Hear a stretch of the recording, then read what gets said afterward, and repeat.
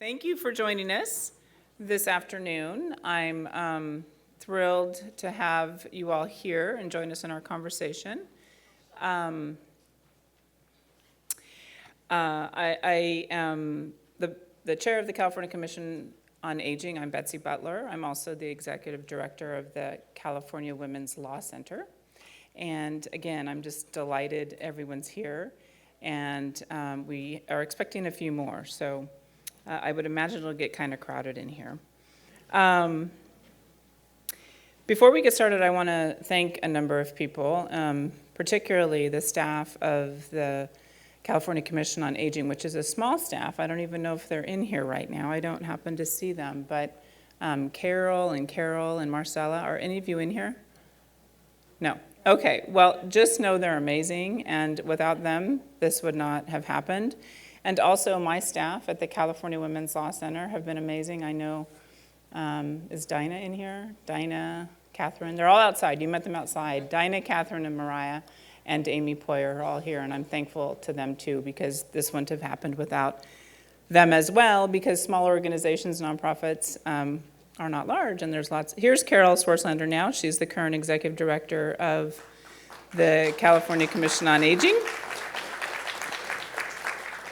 2.5 months into the job, and she's still here, so that's great. All right. I also want to thank our fabulous sponsors, HealthNet, and the Gary and Mary West Foundation, SCAN Health Plans, Cedars-Sinai, and the California Foundation on Aging.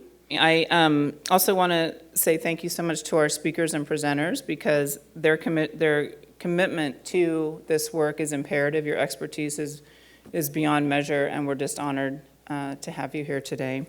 And then also to Adrienne Hill, who's going to be our moderator. She is the managing editor at KPCC, and we're delighted you're here today, so thank you, Adrienne.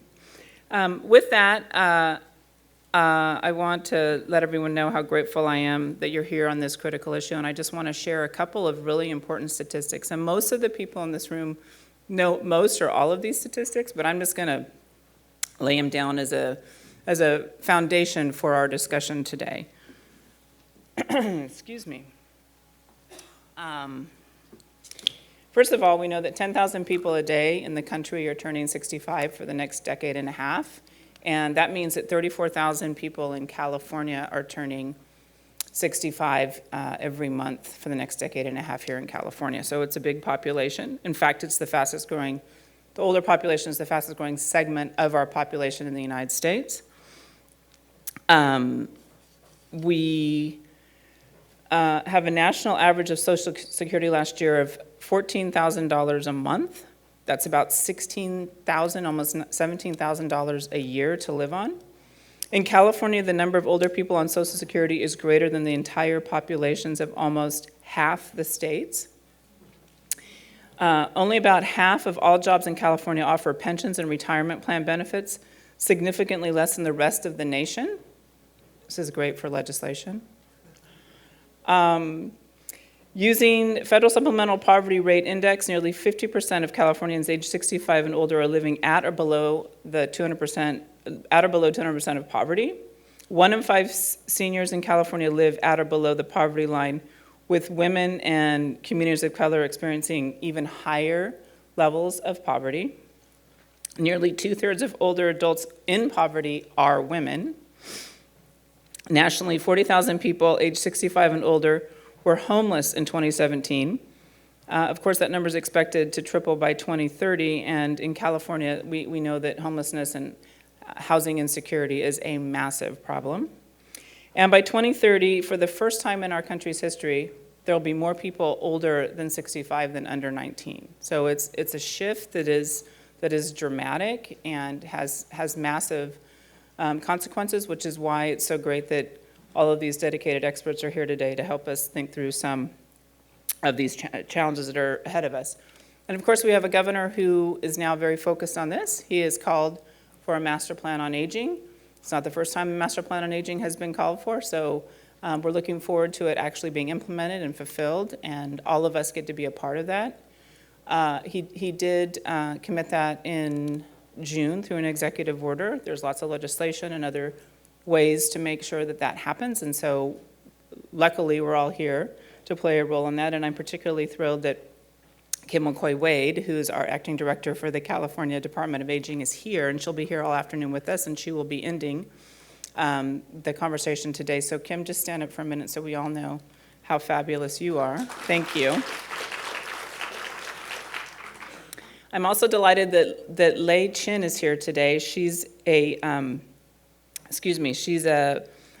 graduate student at UCLA, and she's going to be doing a white paper on our activities here today. We also, if you noticed when you came in, we have someone who is taping this, so know that you're on camera. And we will be doing this white paper that reflects what's discussed here today and actions going forward. So with that, I want to encourage everyone to be involved. It is my hope that everyone is very interactive. We're going to have a number of ways for you to do that. First of all, was in your program, there was an evaluation, a gold sheet. Please use that. We want to hear from all of you. We also are going to have white cards for questions. All the panels, or both the panels and the two other speakers, please ask us questions. You can get them to us, and then we'll feed them up to Adrian. And then also there's going to be a yellow card after the break where you can tell us your favorite thing that's happened, your biggest recommendation, your priority, whatever it is that you want to share back to us, to the Commission on Aging, as well as to the legislature and to the governor, because we're going to be putting all that in to the white paper. So again, very interactive. Hopefully we'll have enough time to answer most of the questions that anyone has. Excuse me. And we look forward to hearing your input very, very much. So now it's my phenomenal honor to recognize or to introduce a dear friend of mine. Sorry, my water's making a big mess. A dear friend of mine. She is the California State Controller, Fiona Ma. Treasurer, oh my gosh, well, you're so magnanimous, you probably hold 5 positions. Well, I actually know how you are. She's someone who knows firsthand what it's like to support aging family members. Treasurer Ma is actively engaged on a package of bills that will help ensure caregivers and help ensure the Master Plan on Aging addresses key issues of concern, including housing, caregivers, and the development of a no wrong door system of older adults and their families to more easily get access to information and services. And on a personal note, as I said, she's probably running 5 departments at this point, because I did have the honor of serving with her in the legislature. She was my speaker pro tem, and we're so delighted you're here, and we thank you, Fiona, for all that you're doing for aging Californians. I'm going to take my leaky water. Let's give a big hand for Betsy Butler.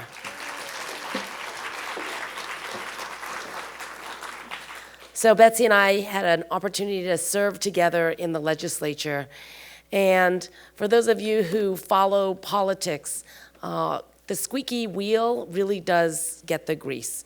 And back when we served, right, I think we were focused on the film tax credits because Hollywood was screaming, right? Everybody was moving out of the state.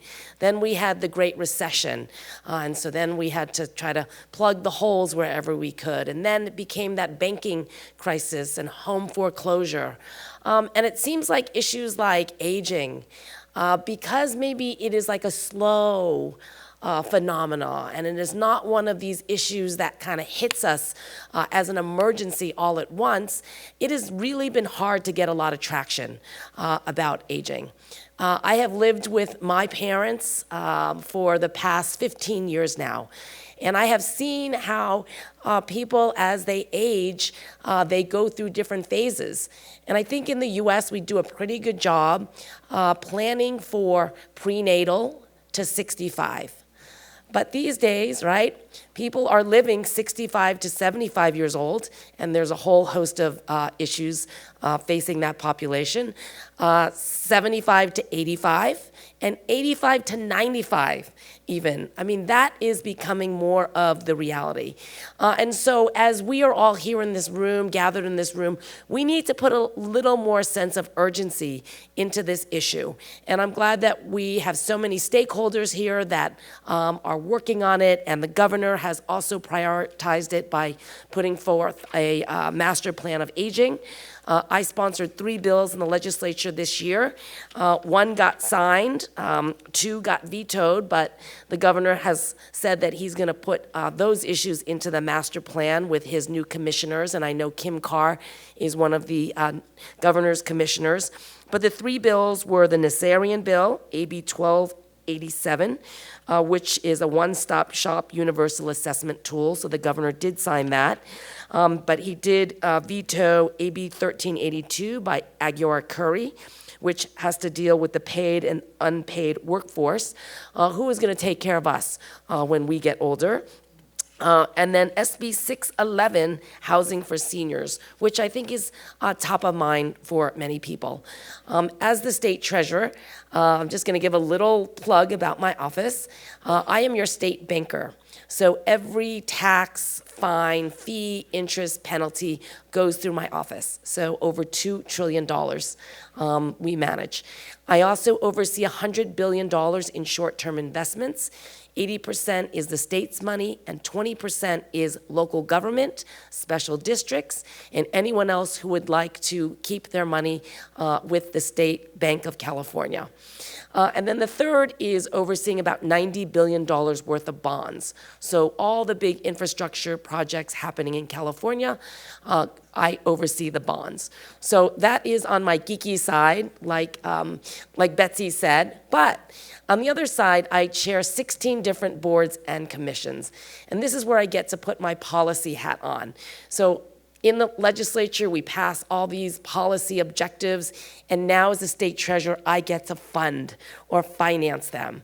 And right now, the state of California, we are doing pretty good. We are open for business, so I encourage you, if you need money, to call me.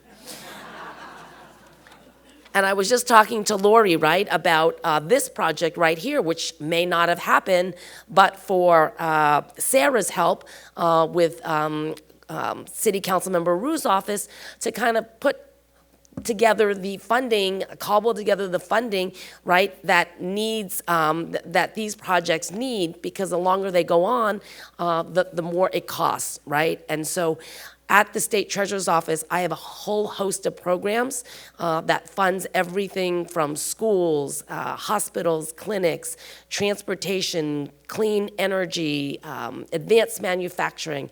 I have small business loans. I'm able to also help you retrofit your homes or make your places more ADA accessible. And also, if you want to put in an electric vehicle charging station, we've got programs for that.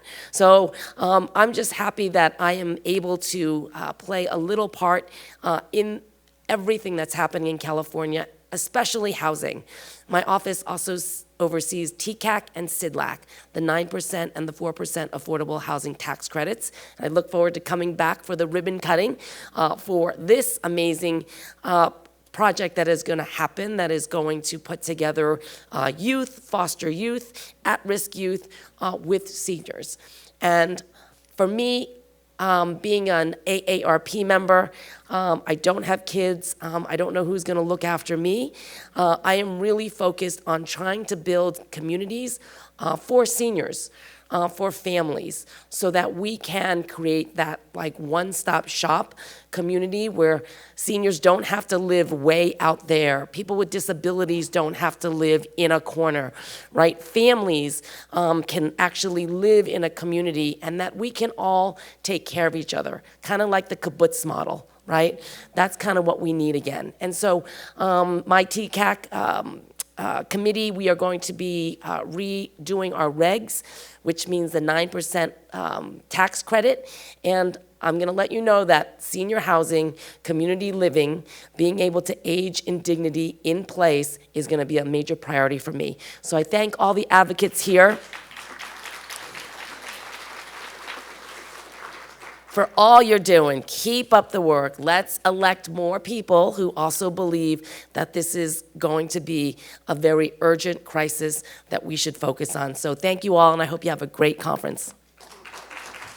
Hi, I'm Adrienne Hill. I'm the managing editor at KPCC, the public radio station here in LA, one of the public radio stations here in Los Angeles. Before this is a fairly new job for me. I edited the California Dream Collaboration, which was a statewide collaboration of public radio stations.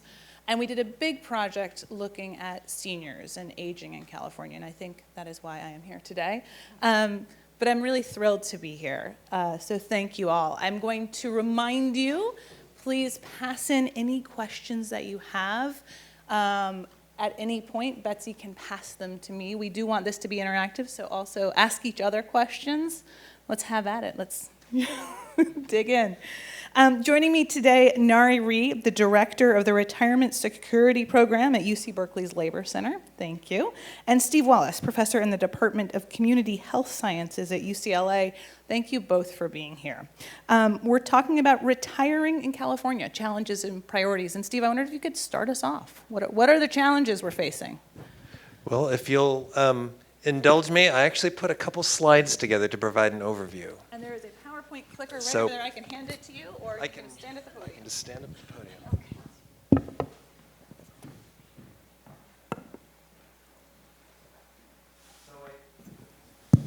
So I do apologize, being a professor at UCLA, you talk about death by PowerPoint, and I will try not to put you to sleep after lunch. Is a really challenging time. I know everybody's got a full stomach, but I will try to keep you going. So if I can figure this out.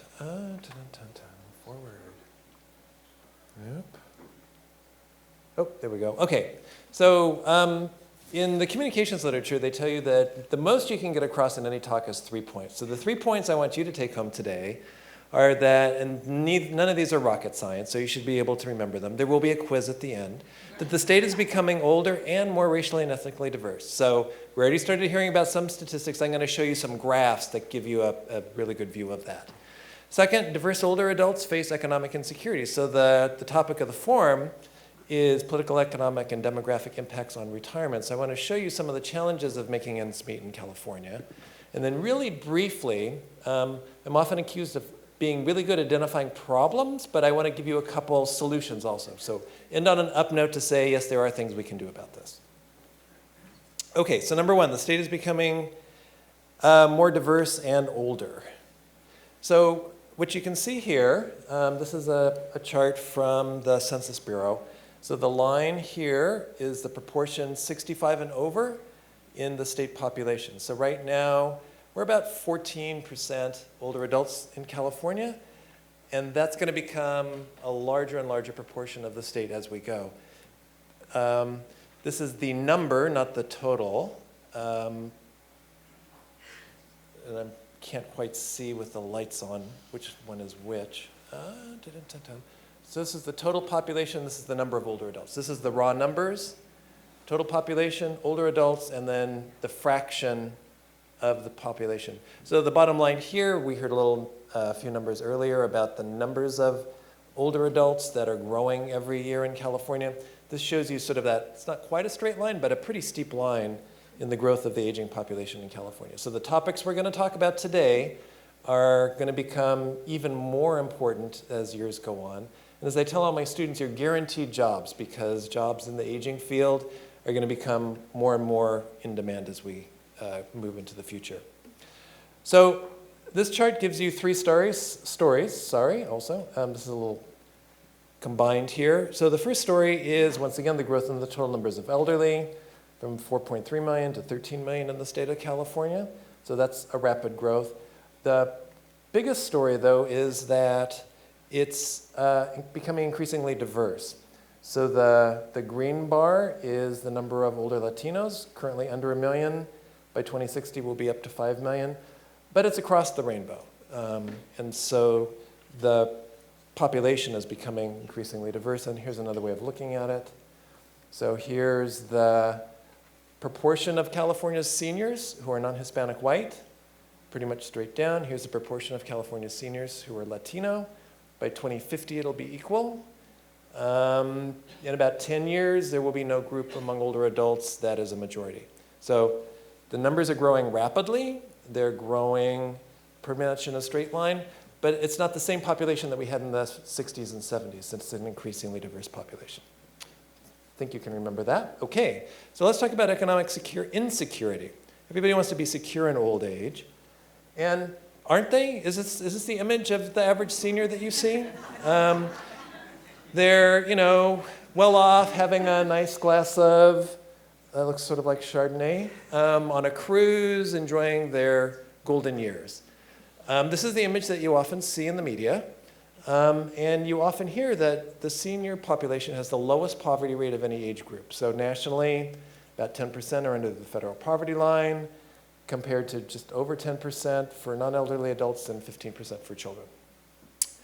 The reality, though, is that there's a huge distribution of income within the older population.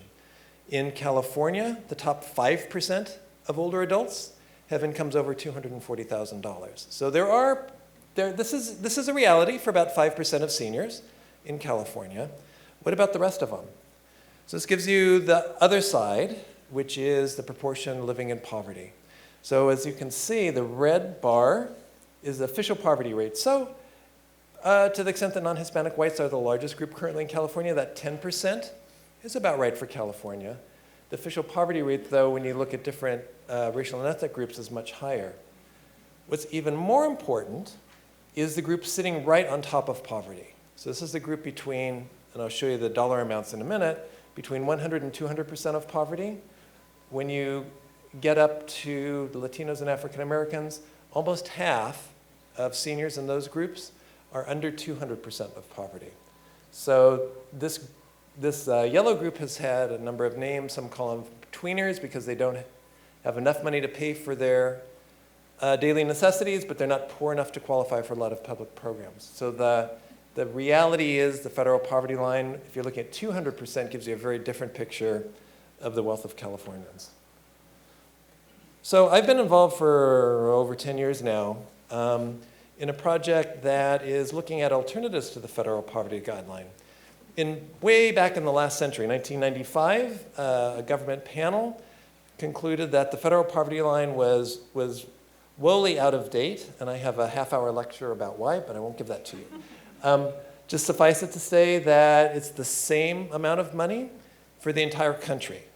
So whether you're in LA, where we are now, San Francisco, Des Moines, Iowa, any of the primary states up in Maine, it's the same $12,490 for a single person. So first of all, think about living on $12,000. That's per year, not per month. And in every single part of the country. So one of the problems with the federal poverty line is it is insensitive to where you live. And of course, oops, this got a little out of line. I don't need to tell you that the cost of housing, and housing is one of the issues we're going to be talking about today, varies dramatically where you live. So San Francisco, I think, holds the prize for the most expensive housing in the country nowadays. So these are amounts from the Department of Housing and Urban Development. It's their fair market rent. So this is the standard they use for low-income housing, right? So low-income housing in San Francisco is $2,255 per month. And how does that compare to the federal poverty line? Remember what that was? So that was about $12,000 per year. So that's about just over $1,000 a month. So the federal poverty line in San Francisco will buy you half of an apartment. Los Angeles, not as expensive, but still at $12,000 a year poverty. Renting a low-income apartment in LA is more than the total amount the federal government says you need to live on for a year. Fresno is a little bit less, and if you get more rural, it becomes even lower. So the primary driver of regional housing differences, whether it's at the state level or at the county level, really are these housing amounts.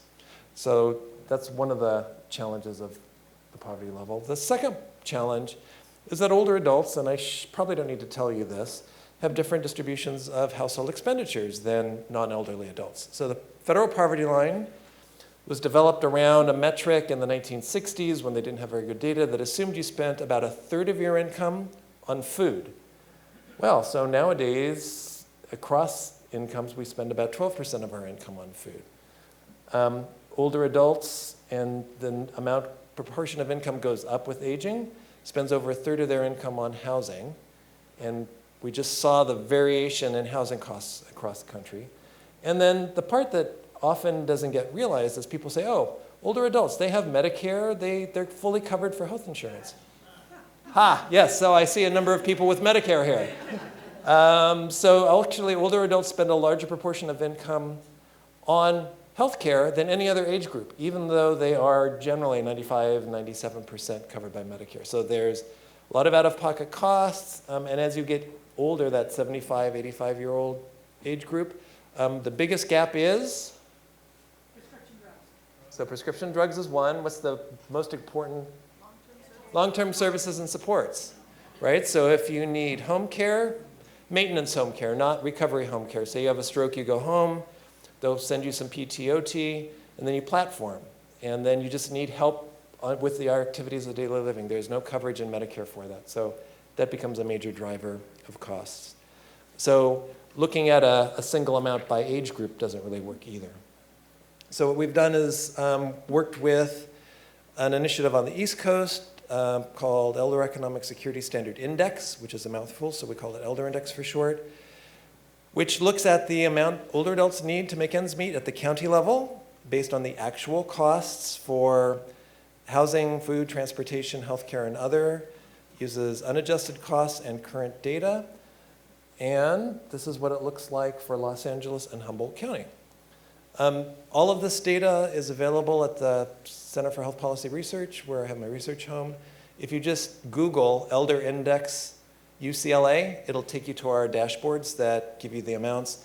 Apologize, I'm supposed to have them updated for today. They're still not updated. Come back next month, they'll be updated.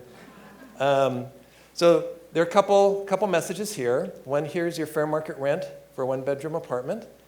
As you can see, logically, it costs less in Eureka than it does in Los Angeles. My grandparents lived in Eureka for years, and definitely housing costs are less. What's the obverse is the costs of healthcare. So in Los Angeles, how much does a Medicare Advantage plan cost you, by and large? Anybody from health plans here? You can get a decent Medicare Advantage plan for? Zero. Who said that? All right, men in the back. I wish I had prizes to give out. So this is actually the out-of-pocket cost for a person in good health, is about $200 a month, because you don't have to pay for the Medicare Advantage plan. There are no Medicare Advantage plans in Humboldt County where you pay no premiums. In some parts of the states, Medicare Advantage plans do have premiums. So the cost of healthcare in Humboldt actually is much higher than in LA, even though the cost of housing is lower.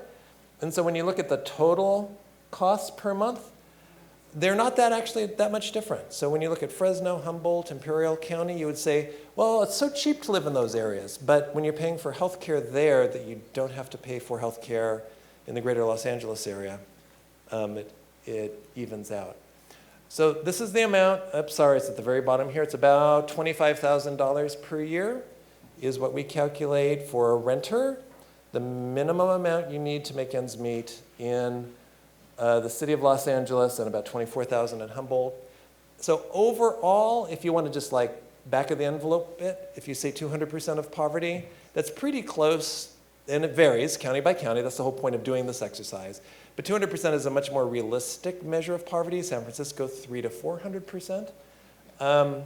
Then what the federal government uses is the federal poverty line.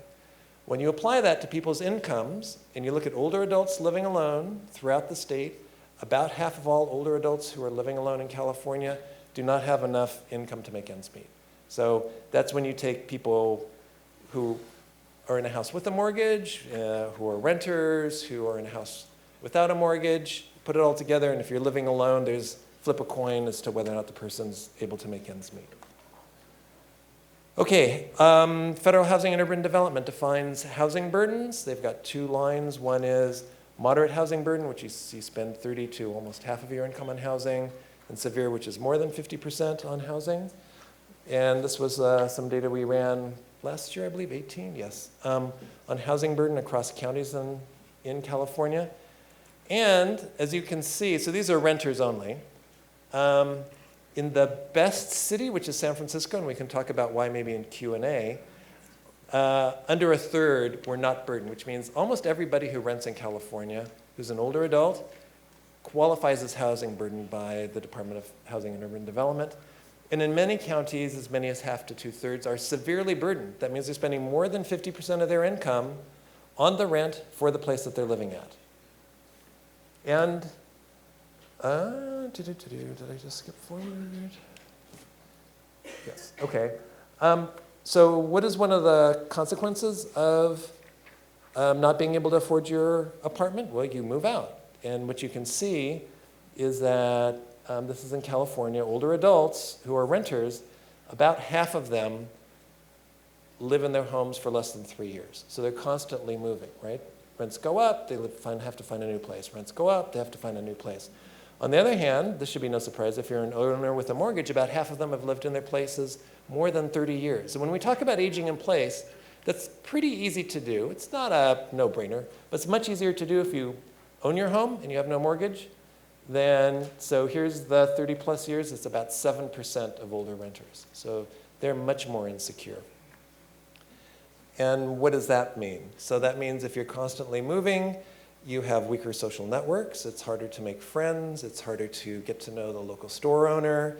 If you have a relationship with a healthcare provider, and as we all know, as you get older, having a constant source of care is important, but if you're moving from one neighborhood to another, to a different part of the county in search of cheaper rents, you're going to disrupt your healthcare relationships, and also decline in community services. So if you live near this beautiful facility here, a lot of us went through a tour and saw all the opportunities that you could have if you lived within walking or busing distance. But if you move out to Antelope Valley, because that's where the rents are cheaper, all of a sudden you've lost access to all of the services that you have here. Okay, down enough?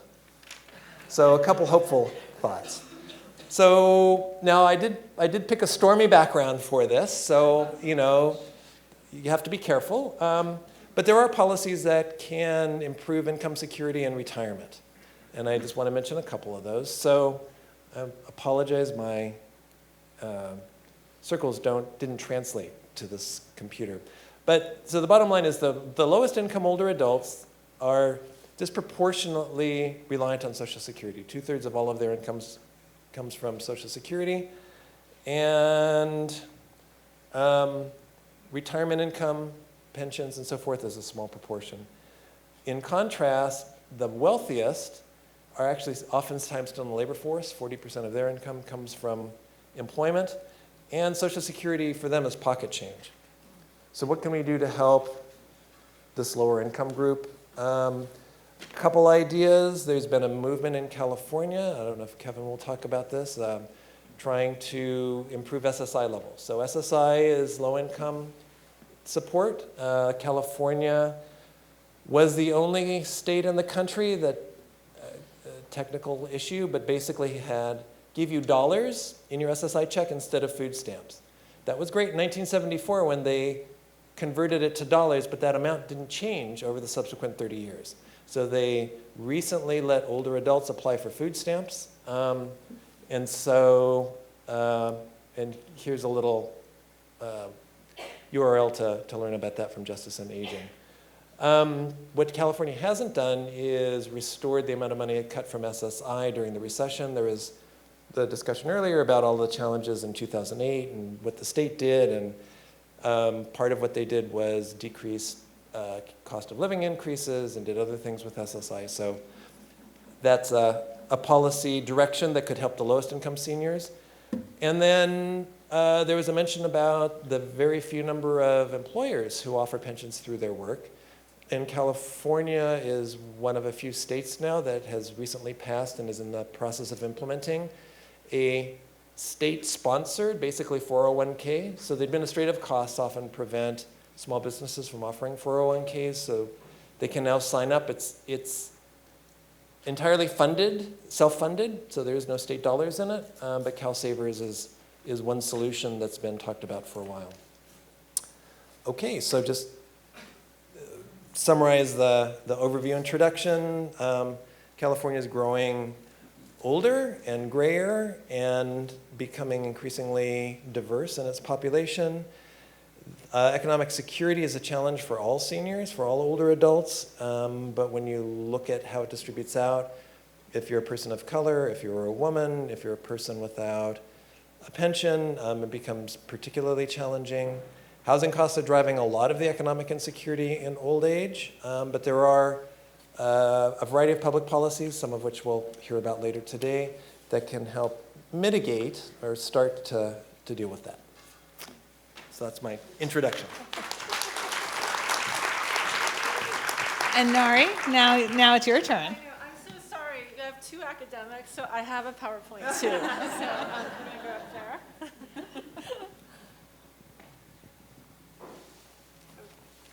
So I don't know how to, I don't know. Oops. Okay. Oh, there you go. All right, great. So, sorry, bear with us. I'll try not to geek out too much on the numbers, but the data is there to really give you a sense of the general trends. Let's see here. Oh, sorry. All right. So actually, Chris, that was, Steve, that was a really great sort of precursor to what I'm going to talk about. So I talk about, in terms of aging in California, I talk about it in terms of, I call it triple challenge politely. I usually say triple whammy, because that's what it is. So there's just the sheer demographics of aging in terms of the increase in the senior population. But what is compounding this issue is the fact of growing inequality, right? And a story of the sagging middle. That is a national story, and that is a particularly severe in California. And it plays out particularly in retirement assets. And then you combine with that the particular demographics of aging in California with the increasing diversity, right? So we're going to go majority-minority in the senior population. We hit that at the state level a few decades back, so it's finally catching up to the senior population. So what that means is that it's dovetailing with both the general trend in inequality and the general decline in retirement resources among workers, and that a growing share of seniors in California are going to come from workers who are even more disadvantaged, right? So these effects are going to have a compounding effect on each other. So I'm going to talk about how that plays out, just some of the indicators that we're seeing in terms of retirement readiness in the workforce. Okay, but just as a context, right, kind of the main components of retirement income. So there's Social Security, which is really important. Because it's progressive, it has a COLA, and it's really, for most people, the only source of guaranteed retirement income. The next biggest component, especially for the middle class, is housing wealth. And it's a little tricky because economists think that, oh, well, if you have $300,000 in home equity, that's the same as having $300,000 in cash. And it doesn't actually quite work out that way, because homes are not particularly liquid. There's the issue of emotional attachment to the home and aging in place. And the products that are out there to try to convert home equity into income aren't very good right now. Honestly, the reverse mortgage market isn't all that great.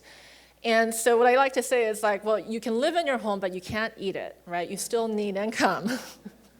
So the third piece is savings and pensions. And there's just been a lot of not great things happening at the national level, again, more intense in California, and the upshot is that the typical California worker, especially in the private sector, has negligible retirement assets, other than housing wealth if they're lucky enough to have it. So the bottom line is that the typical older household has about half the private wealth that they need to bridge between Social Security, well, their sort of projected Social Security benefits, assuming we don't have any cuts, and their real retirement income need, right?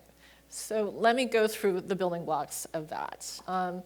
So nationally, about half of working age households, this is actually households with heads aged 30 to 65, are at risk of not having enough retirement assets at age 65 to be able to maintain their pre-retirement standard of living.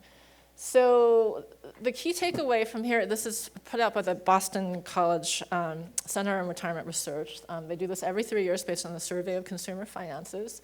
Note that the data source tends to be skewed wealthy because this data set is about measuring wealth. So it's a little bit more optimistic than is real probably. So the main thing is that the share of households at risk for declining standard of living in retirement has grown pretty steadily. So we've had a little bit of improvement in the last few years, but just historically, we're seeing it worsen. And then there is the issue of the racial wealth gap, right? So this sort of shows the trends in inequality over time, but the upshot now is that the latest data shows that the ratio of sort of median net wealth among white households versus median net wealth among black households is 7-2. And so you'll see, median net wealth is below $20,000 for black households, and it's a little bit better, $24,000 for Hispanic households. But you'll just see there's a huge yawning wealth gap, and that's feeding into retirement inequality. Great. So I'm going to turn to what's happening in California. We don't have great wealth data for California. I'm working on it, but there's not much that you can actually just readily grab. So the key thing is one of the key ways that workers build retirement assets is through their workplace retirement plans. And nationally, it's about half of workers don't have access to a 401k or a pension at work. In California, it's about 60% of the private sector workforce. Government workers tend to do better. So, and a majority of all races among private sector workers in California don't have access to a 401k or pension on the job. And it's 7 out of 10 for Latinos, right? So you can kind of see the story here is that everybody is not doing great on this front, and Latinos are particularly poorly off. And then if you add it up in terms of, that was current retirement plan access. If you look at, well, what about past, right, what's sort of the cumulative impact of past and present retirement plans? And also individual retirement savings through IRAs. Half of private sector workers in California basically don't have an IRA account, a 401k account, a pension, profit sharing from a former or current employer, right? They don't have anything that we would call dedicated retirement resources. And that is disturbing, to say the least.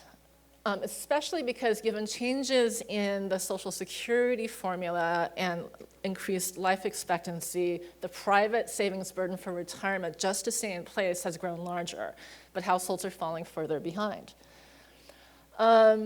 And this gets to the inequality issue. So 3 out of 4 of the bottom 45% of private sector workers by income, 3 out of 4 have no retirement assets at all, none. For the middle, it's still half don't have anything, right? So you really, and if you compare this with some of the national data on retirement assets and financial assets and the distribution, basically the top 10% of households in the US have been sucking up all the wealth over the last, decade, 2 decades.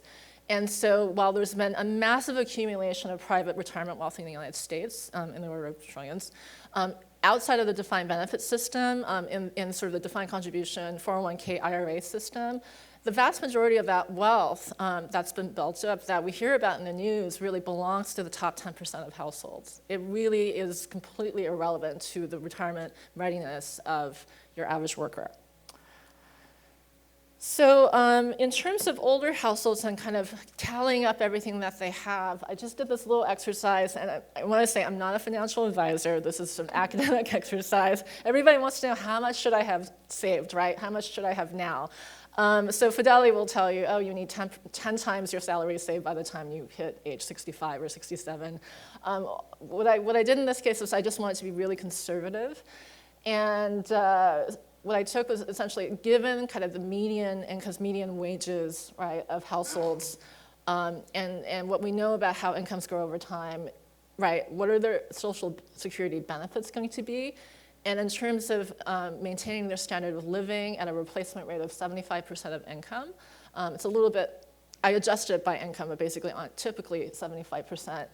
basically, how much do they need to have minimally to meet some sort of replacement target, and that is 7. That's a really conservative target compared to what you see out there.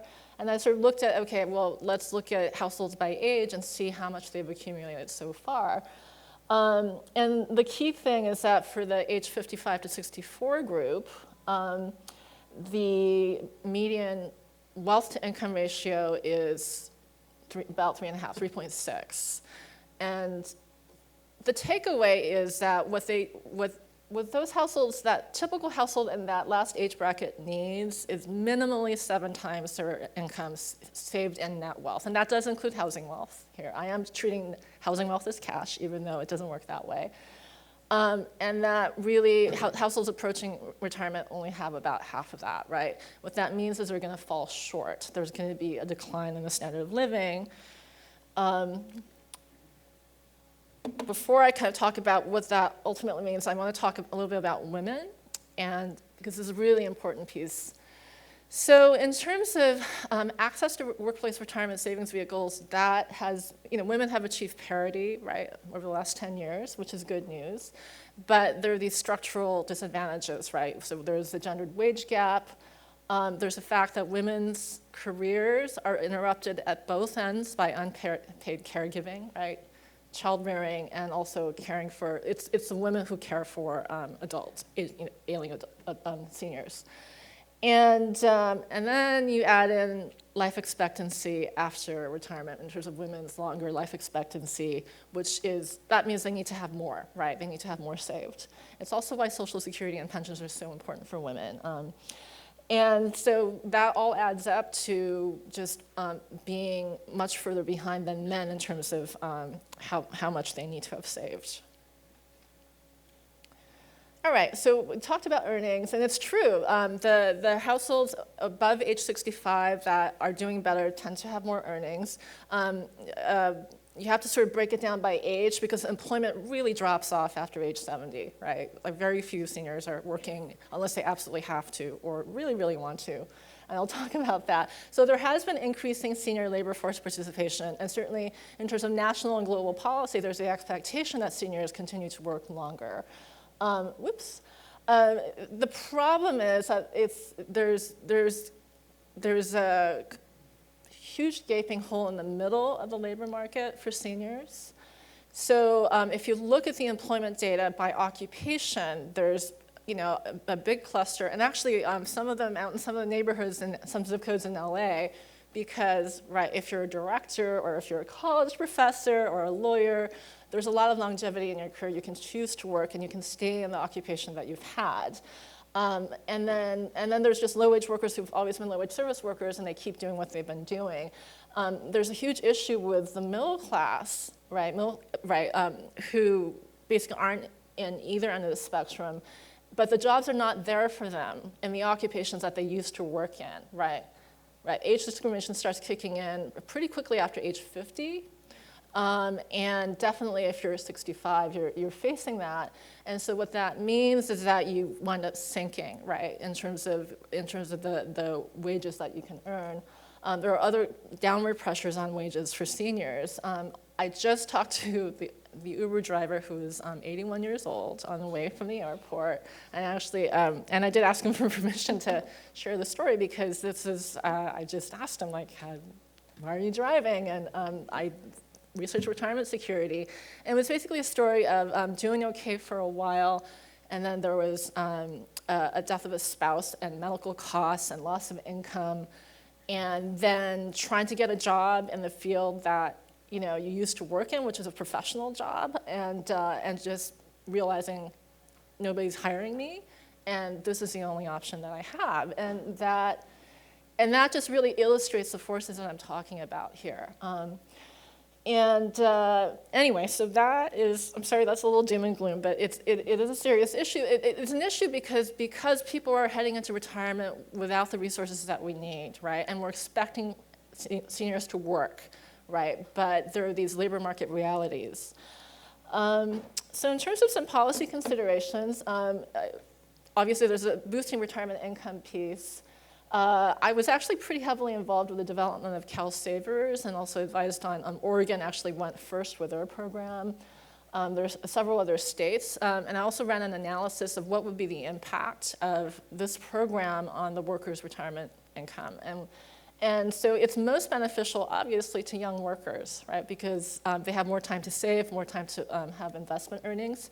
So you're talking about, if you're 25 years old, you could potentially get a 50% bump in your retirement income by being in CalSavers. If you're 45, it's more like a 22% bump in retirement income, right? So there's this issue of providing for workers who are older, right, than mid-career. Okay, great.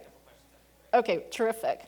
All right, so the last thing I want to actually bump into is that we need a social insurance model, that we're putting too much emphasis on private savings, and it's just, people are really just staggering under the burden of that. And in California, we really need to start thinking about what is going to be the safety net for seniors, for immigrants, who are undocumented, who've been in the informal economy, right, who don't have access to even the meager resources of Social Security. Thank you. Thank you both very much. I'm going to grab these questions, but I wonder if you both could just, is there progress? Are there any silver linings for us right now to look at and feel okay about? Well, I think the CalSavers program was a big, it's going to cover 7 million workers, right? So that is really, really big. I think the challenge is that there's that gap, both in terms of long-term care and retirement income, in terms of people who are heading into retirement over the next 10 to 15 years. And I think that's really where the focus needs to be. Great. Right, so for the retirement security, so the CalSavers is for the next generation, but for people who are already older adults, it's not going to help them, as was said. So the long-term care expenses, I think, is probably the low-hanging fruit, and there are examples. State of Washington just passed a universal policy for long-term care assistance. Hawaii has one, so that's where you're going to be able to help older adults on the side of needing to spend money. It's not going to increase their incomes, but it's going to make their incomes go longer. And what do we do for that middle, Nari, that you mentioned, that's sort of getting hollowed out? That is really hard. It's interesting that that EITC for seniors got brought up, because that is one of the potential sources that as what's happening is that EITC is bumping up, earned income tax credit, right? So what that does is it's basically a tax subsidy that supports incomes from lower-wage workers, but also enables employers not to pay as much. It kind of works in both directions. And so what's been happening is that as older workers are dropping into occupations where workers are eligible for EITC, but they're not getting EITC, but the younger workers are, right? But the seniors are getting the lower wages. So I think that's actually an excellent policy solution to that issue, is to make older workers eligible for the tax credit. So a couple questions from our audience. The first, housing exclamation point. Number one issue facing older adults in California today and in the foreseeable future. What planning has begun to address this issue? Housing for seniors. Sorry, Chris isn't here. Yeah, so we had a third panelist, as you can see, who had a family Who's emergency. ignoring your question now. Who wasn't able to join us, who would probably have been the best person to answer that. There are efforts, as we see right next door here, in building more low-income housing specifically for seniors. There's new housing going up specifically for homeless seniors. So you think about living on the streets being hard. Imagine being 60 and living on the streets. We'll hear a little bit about a Santa Monica attempt to try to keep older adults in rent-controlled units stable. But it's part of a bigger problem. It's part of the generic housing problem. And I think we can put our fingers in the dike, but we really have to solve the overall housing problem to get there. Great. The next question, do you take into consideration the use of short-term rentals in the housing costs that your graphs were using? The use of short-term rentals? Yeah. No, so the cost of living is so we use the fair market rent, assuming if you're a renter, you're renting at that fair market rent. If you're doing short-term housing and are paying more, your needs are going to be higher, but what we were trying to do is to say what is the minimum needed for a basic standard of living. So given these parameters, that you're retired, that you're living in an apartment, so it doesn't include like first, last, and deposit, which is a bump that you'd have to pay as you move in. So it's sort of a steady state rate. Any individual is going to have different costs. I had a question for you, Steve, just following up. Why is San Francisco doing a little bit better in terms of rent burden than other cities in California? So it's an interesting question. I bet if we looked at Santa Monica, it might also be doing a little bit better because they have well, San Francisco in particular has an older housing stock, so more of its rental units are covered by rent control, and it's got a relatively stringent rent control. So I haven't studied this, but my assumption is that the type of housing stock and the quality of the rent control means that people who've lived in their apartments for 20 or 30 years, including some friends of mine, are covered by rent control, and that keeps their housing down, and they're able to afford it. They're less likely to be rent burdened as a result. If you compare, I did comparison with like Sacramento County with similar incomes, similar older adults, and the rent burden was dramatically higher in Sacramento County. So my hypothesis is that it's the rent control in San Francisco. I have another question for you, Nari, which is when you look at age discrimination and the effect of age discrimination on older workers, are there states, are there places to look for ways to address that in a meaningful way? I actually don't know of really good policy models. I think part of it is that the burden of proof for burden of proof falls on the worker, and it can be difficult. So there's been a lot of academic research done showing, right, like if you age up the resume, there's been a lot of really good empirical research on the fact of age discrimination, but not so much on the solutions. I will give a plug for pensions though, because one of the functions that defined benefit pensions served in the past, and still do for like teachers, is that it gives you a way to basically smooth out that exit of the labor force and actually allow people to retire. This is the key thing. People should be able to retire.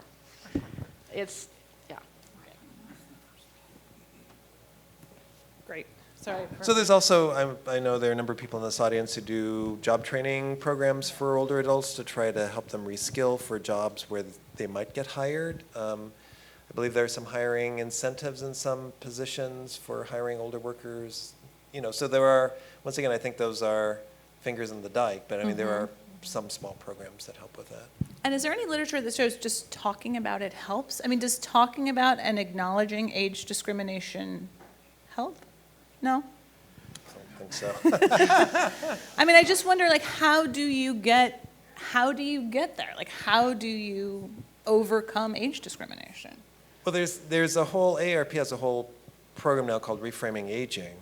And if you think about it, when you go into the greeting card section of a store, what's the one kind of discrimination that's still okay to put on a greeting card?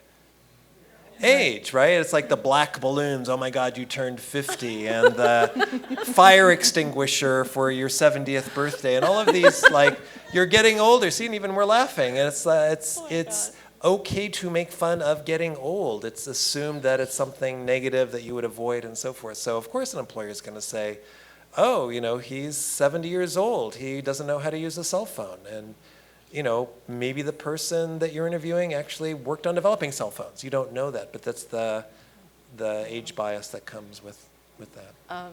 Yeah. I also want to actually, wage policy also matters, right? So California has actually made some big leaps in wage policy, and it's really kind of holding at the bottom, which is that we need to just in general raise standards at the bottom of the labor market, right? That all jobs should allow you to live in dignity, and that's part of the safety net for seniors. We've got time for one more. Is the asset accumulation model of financial planning still valid? It is if you're in the top 25%, right? Not really for most other people. So can you explain it? I'm going to have you go back and explain that question. I think what it means is in terms of, and you have to put this in the context of what's happened to wages and incomes in this country, right? For the middle, it's just been stagnant. The bottom's fallen out of the bottom, right? So in that context, to sort of tell people, oh, now you have to save more, right, is just not realistic. And then the other piece is the fact that for your average worker to expect them to invest and manage money in a 401k and then to get lifetime income out of it is just unreasonable. It's basically wound up being a boondoggle for the financial services sector in terms of fees. So I think we can think about better models for getting to the retirement income piece. That's probably, I just don't think that heavy reliance on individual asset accumulation and management has really served workers well. Yeah. Great. Oh, go ahead. Which is the beauty of Social Security. So it's a universal program. Most people don't realize it, but it is progressive. So if you're at the top of the Social Security contribution, you actually get less back as a percentage of your contributions than if you're at the bottom. So there is some redistribution that occurs in Social Security, but it's everybody gets it, so everybody supports it. And so I think those types of models are really the way to go for trying to assure economic security in old age. Great. Steve Wallace and Nari Ree, thank you so much. And Michael Soloff.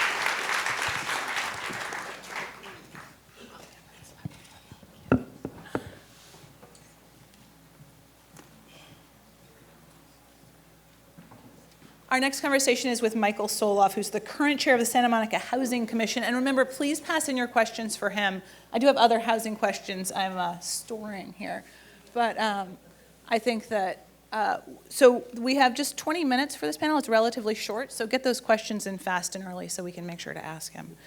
Michael really has been instrumental in establishing Santa Monica's rent subsidy pilot for very low-income seniors. And I assume that's what we're talking about now. Thank you very much. So I'm a lawyer, so I don't apologize that I have a PowerPoint. But I am here with a deep sense of mission and a great sense of urgency to describe Santa Monica's Preserve Our Diversity, rent subsidy, and basic income pilot program for our low-income seniors. I firmly believe that this type of program is the most cost-effective tool that we have right now to timely provide relief to the massive crisis among senior renters in the state of California.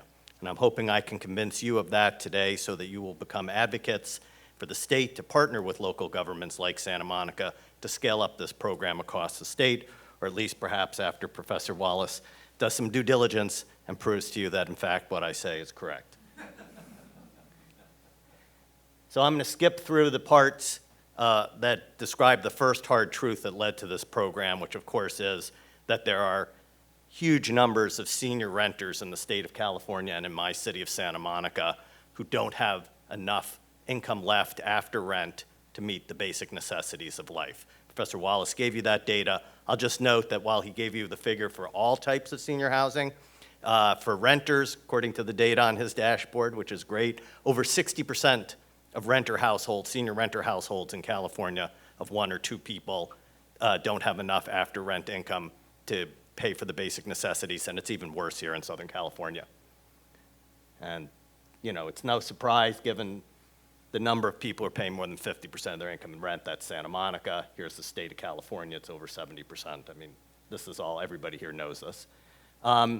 So the next hard truth is that it's really expensive to create new affordable housing.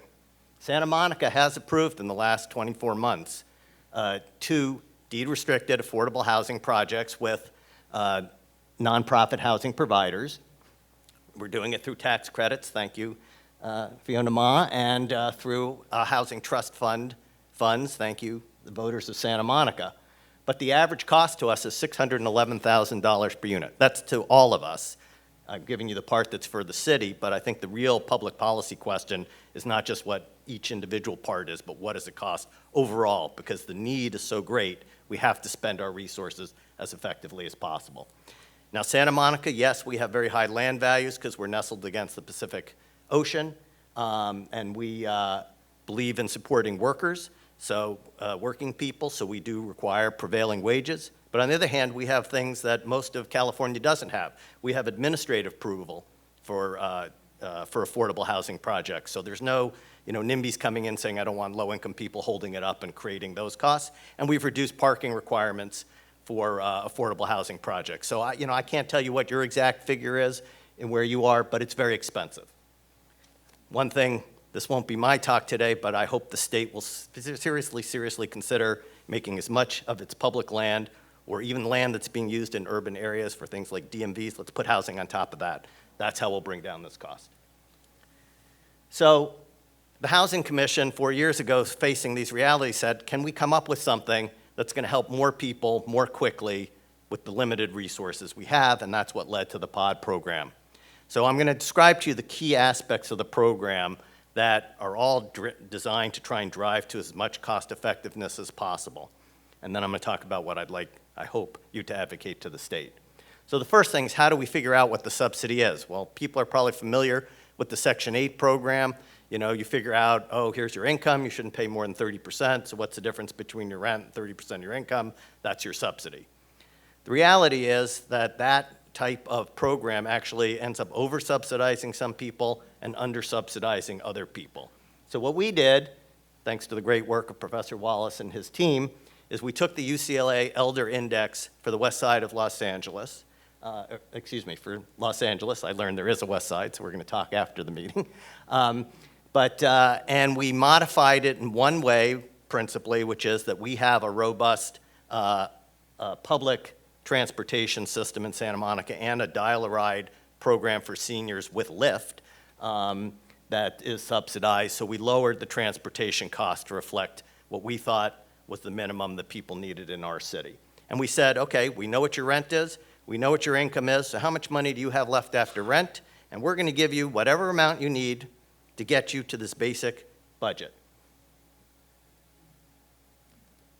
And those are the figures for us in Santa Monica that we're using right now, although we may update them when we get updated data. And here's just illustrations proving the point that I was saying. If you're, a wealthy, extremely low income renter and you're making a whole $1,400 per month, you can see that we would give you $147 if you're a single person. That will get you to the $747. If you did the standard Section 8 method of doing it, that person would get $380. Now, I'm not suggesting that that wouldn't be money well spent, but when we don't have the money to help the next household, it makes no sense to over-subsidize individuals. We can take that $233 a month and help yet another household meet their basic needs budget. And you have the problem at the opposite end. These are people on SSI, right? Not you earned your Social Security, but they have no Social Security. So they're getting, $932 a month. If in Santa Monica, because we do have long-term rent control apartments, they may be paying $650 a month. So that person under a Section 8 program would only get $370, but if they need $465 to get to the basic needs budget. So these people are being ineffectively subsidized by a Section 8 type of way of doing it. That's why we went with the basic needs budget. Second thing we did is we, at the present, have limited the eligibility in the second phase of the program, which is being signed up right now. It's $2 million a year budget, to people who've been in their current rent-controlled home since January of 2000. And obviously, long-term rent control homes, the rents are lower, particularly in Santa Monica, because we did not have vacancy decontrol until it was forced upon us by the state. And so obviously, if their rents are lower, then what we need to get them to their basic needs budget is going to be lower. Also, these are folks who've been in their homes longer, and all the conditions of communality that Professor Wallace and others were talking about are even deeper, so we're impacting that part of the population. Time's short, so I won't explain that last thing. Then we apply a triage principle to eligibility and maximum rents. Well, what do I mean? What is triage? Triage is the principle that it's more moral to let people who are extremely wounded die when you have limited medical resources, so that you can put those resources to help the most people and save as many lives as possible. And the reality is that we face that with severely rent-burdened seniors. So what we did was we took the $2 million budget, and this is why it's a phase 2 pilot, because this is a new approach. We're going to see how this plays out. We're signing up people now to find out what the full need is. But we're saying, okay, 35% of the budget, so $700,000 is going to go to people who only need up to a maximum of $250 a month in order to meet their basic income. We're going to put 50% or $1 million of it into an individual who needs up to $500. By the way, $500 was the average in our first pilot program, but that was not a scientifically done pilot program. And then we're going to have a small amount for people who need up to $700 a month. And obviously, the figures are higher for two-person's household, but that would actually be cheaper because it costs less for two people to live together than one on a per-person basis. And if you do that and you do the math, even if you assume that everybody's going to have, in each category is going to require the maximum for that category, we know we're going to be able to help with the $2 million, at least 434 single seniors or 248 couples, which would be 496 individuals, for the $2 million. And if it turns out that people don't need the full amount, that's the maximum in their category, it may be higher. We don't know this yet. We're in the process of signing people up, and I'll report back more data when we have that. Now, we're not completely abandoning other people. At least one of the things I've advocated for, and we're actually talking about at our Housing Commission meeting on Thursday, is the idea that we would prioritize our Section 8 vouchers for the people who need the most extreme subsidies. So what does this mean? Now, this is one way of looking at it. So if you have $2 million in year one and each year, how many people can you help? So I can help in year one, a minimum of 248 households, that would be 2 people, or up to 434 or even more households. How many affordable housing units could I build with that $2 million? 3.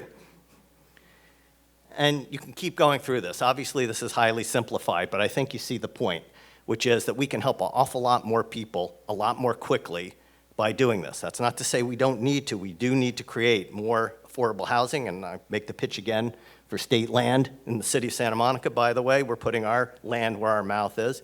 We have a garage at 4th Street, and I don't know if people know Santa Monica. That's 4 blocks from the ocean, some of the most valuable land in America, and our city council is putting out an RFP to put affordable housing there. So, but we should never forget that this is about human beings. And in our first pilot program, we had 21 participants, and 12 of them wrote notes to the city and said they could be shared, and some of them were put out in a city thing. And I think it's worth reading this, just because we need to remember what this is about. So one of them says, "The stress level I endured for so many years of constant struggle has literally disappeared. I can actually breathe for the first time in what seems ages. And not only that, there are so many joys which have returned to my life in so many ways. Believe it or not, the least of which is that my fridge and cupboards are now as full as they need to be, which I hadn't been able to do in all those many years since at least 2011. Another person said, "I find that I'm constantly pinching myself. Knowing that I will be able to pay my rent every month just blows my mind. I can't thank you and everyone else involved in the pod program enough. So far, it's been the little things that I'm finding joy in, such as paper towels, leaving more than one light on in the living room, and picking up something from the market that wasn't on my monthly list." These are the lives that we're talking about here, and this is what a program like this can do. So what is it I'd like to see us have from the state? So prior to the elimination of redevelopment, Santa Monica was spending $16 million a year. That was 40% of our redevelopment funds. You're only required to spend 20. Santa Monica spent 40 on affordable housing. We're less than 100,000 people. That would be the same as if the state of California would put $6 billion per year into affordable housing. But that all went away. But the voters in Santa Monica put back half of that through a tax measure that we passed. And this program, or the possibility of this program, played a big role in it. And this was a campaign that my wife and I funded and ran, and many of you may know Denny Zane. He was our campaign manager and put this literature together. And I can tell you, not scientifically, but anecdotally, that people really get the idea. They all know some extremely rent-burdened senior, their neighbors, their friends, their relatives, and they all appreciate a program that's trying to help as many people as possible in as cost-effective a way as possible. So I think this is not only good policy, I think it's good politics. But local measures are not going to be enough. The state rightly says we have a statewide affordable housing crisis, and this is a matter of statewide concern, but we've got to match that statewide rhetoric with statewide resources. And the other thing we need to do is recognize that preserving people in their home matters. There's an awful lot of discussion about how many units are we creating and RHNA numbers and all of this kind of stuff. We should never forget that the affordable housing crisis is about human beings, not about buildings. And so the state needs to recognize that supporting programs like this that allow people to live with dignity in their homes, particularly seniors, is an important component. The last point I want to make, and then I'll take any questions, is that one of the big issues was how do we deal with making sure that when we do this, we're not taking away people's other government programs. Unfortunately, it turned out, after great work by our city staff with the Social Security Administration and with DPSS, that if we paid the money directly to the participants, which is pretty much what we wanted to do anyway, SSI and Social Security and Medi-Cal are fine. Unfortunately, the way the regulations are written, it's the exact opposite for CalFresh food stamps. So by paying it to the recipients, we lose that. Now, what we're doing in the city is we still have an idea. There might be a way that we can get around that. If not, we're going to simply make up that money, because the whole point of the program is if you're in it, we're getting you to that basic needs budget. But it would be great, and Professor Wallace said that there actually is a state program for some of our undocumented neighbors that is purely state funded, so we don't have to deal that. I would love to see support from the state to at least, put these folks into that program so that we're not having to make up with Santa Monica taxpayer dollars for their CalFresh. And it's not because we want to put that money then to our pockets, it's because we want to help the next household that we could do. And maybe we can get the federal government to work on it as well. So that's the POD program, and I appreciate listening, and I'll take any questions.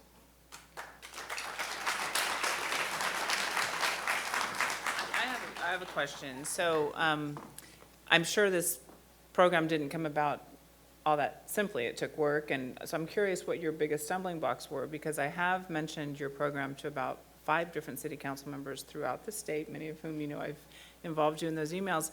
And if other people in other cities to share this with your city council members is a possibility, because Paul Koretz told me, he said, this is not the answer, but we do house tens of thousands of people a year, but tens of thousands also find themselves homeless because of these situations, right? So what's the easiest thing for people to take back and share with their city council members about how they could do a similar program?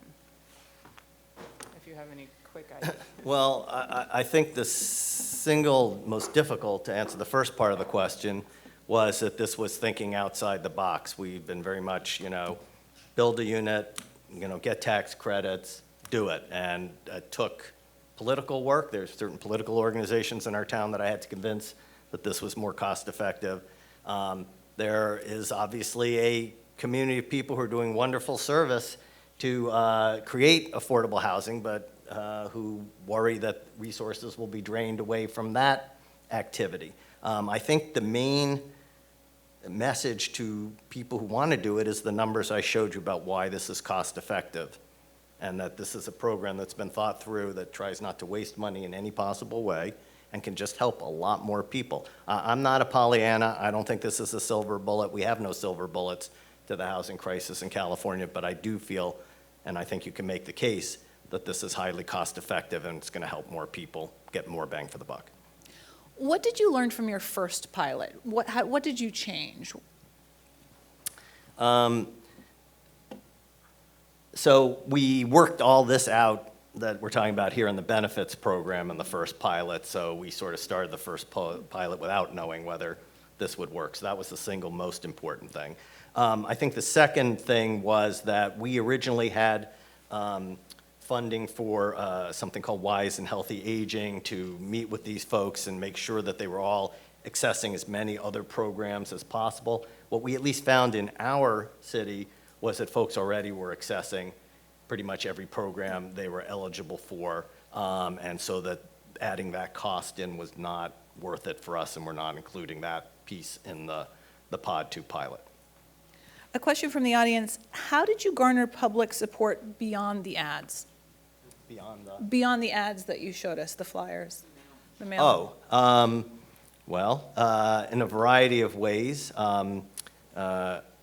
I'm a member of something called Santa Monicans for Renters' Rights, and a lot of the people on the city council are involved in that, including my wife, who's on the city council.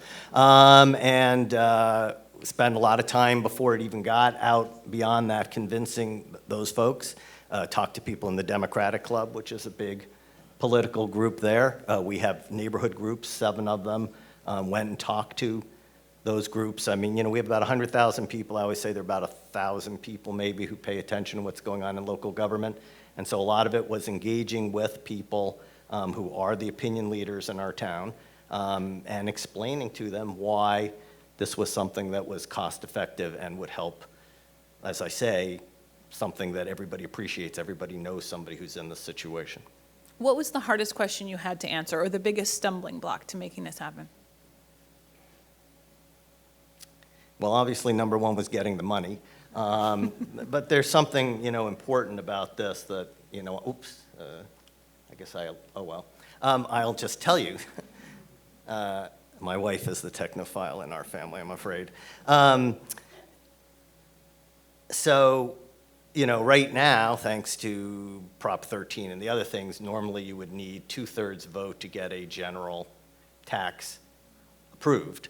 In Santa Monica, we have on a variety of occasions done a general tax measure and then a companion advisory measure, which is not legally binding, where the citizens say what they'd like the city council to use that money for.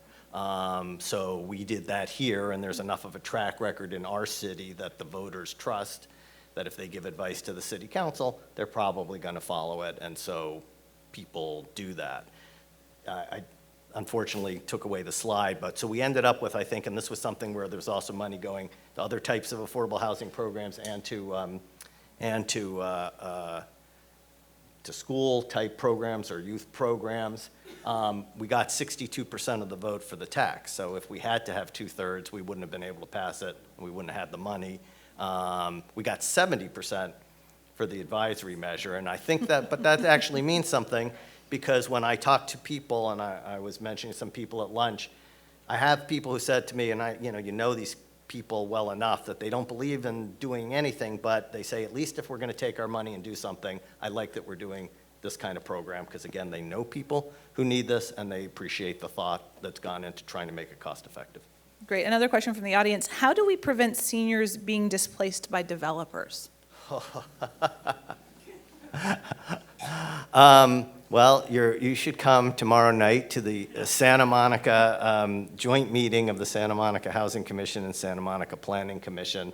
That's a huge question that could be a whole topic for another thing. So so one thing is you have to have lawyers for tenants. I do about 20%. I'm a business litigator for large corporations, but I do about 20% of my time representing tenants, most of whom are being driven out illegally, something. If you don't have a lawyer, it's a big problem.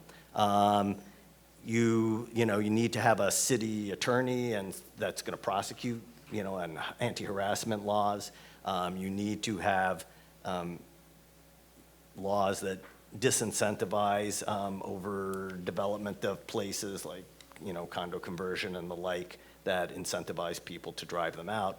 Ultimately, gentrification is an issue, but one of the things we can do, and we've done in Santa Monica long before I was involved there, but is to try and drive the development to unoccupied areas, to commercial boulevards, to former industrial areas, so that we're not displacing existing folks, although obviously the rising rents are always a challenge. Great. One more from the audience, and then we'll have a break.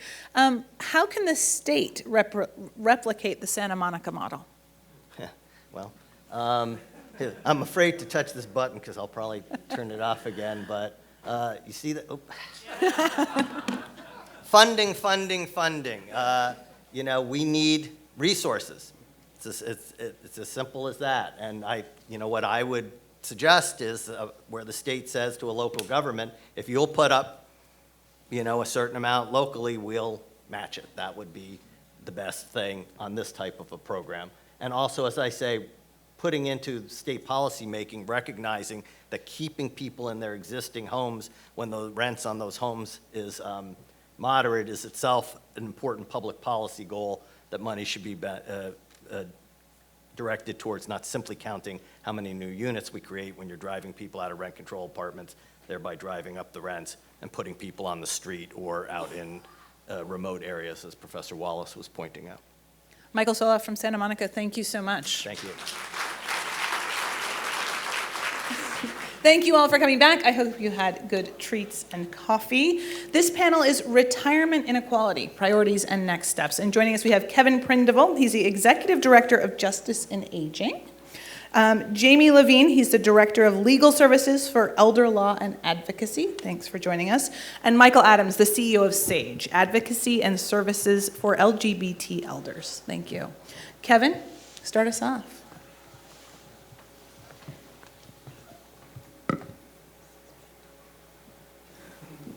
Well, thank you very much for having me here today, and thank you for putting together on such a wonderful event to the California Commission on Aging, and Betsy especially for your wonderful leadership and your persistence in always making sure that we're talking about, as we are today, individuals who are most economically insecure, and making the clear connection between that economic insecurity and issues of equity and inequity.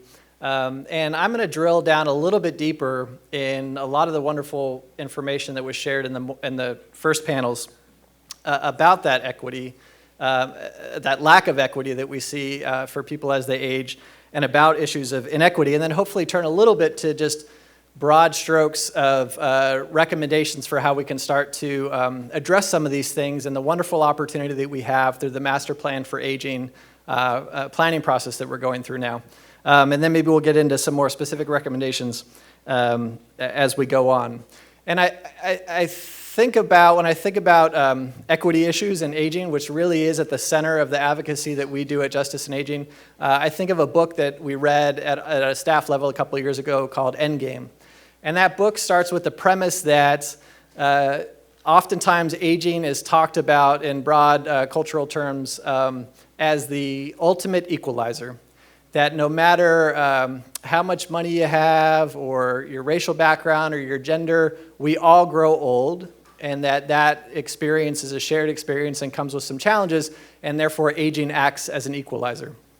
But in fact, it's actually the opposite, right? That aging is the time when all of the inequities that people face throughout their life then come fully to fruition.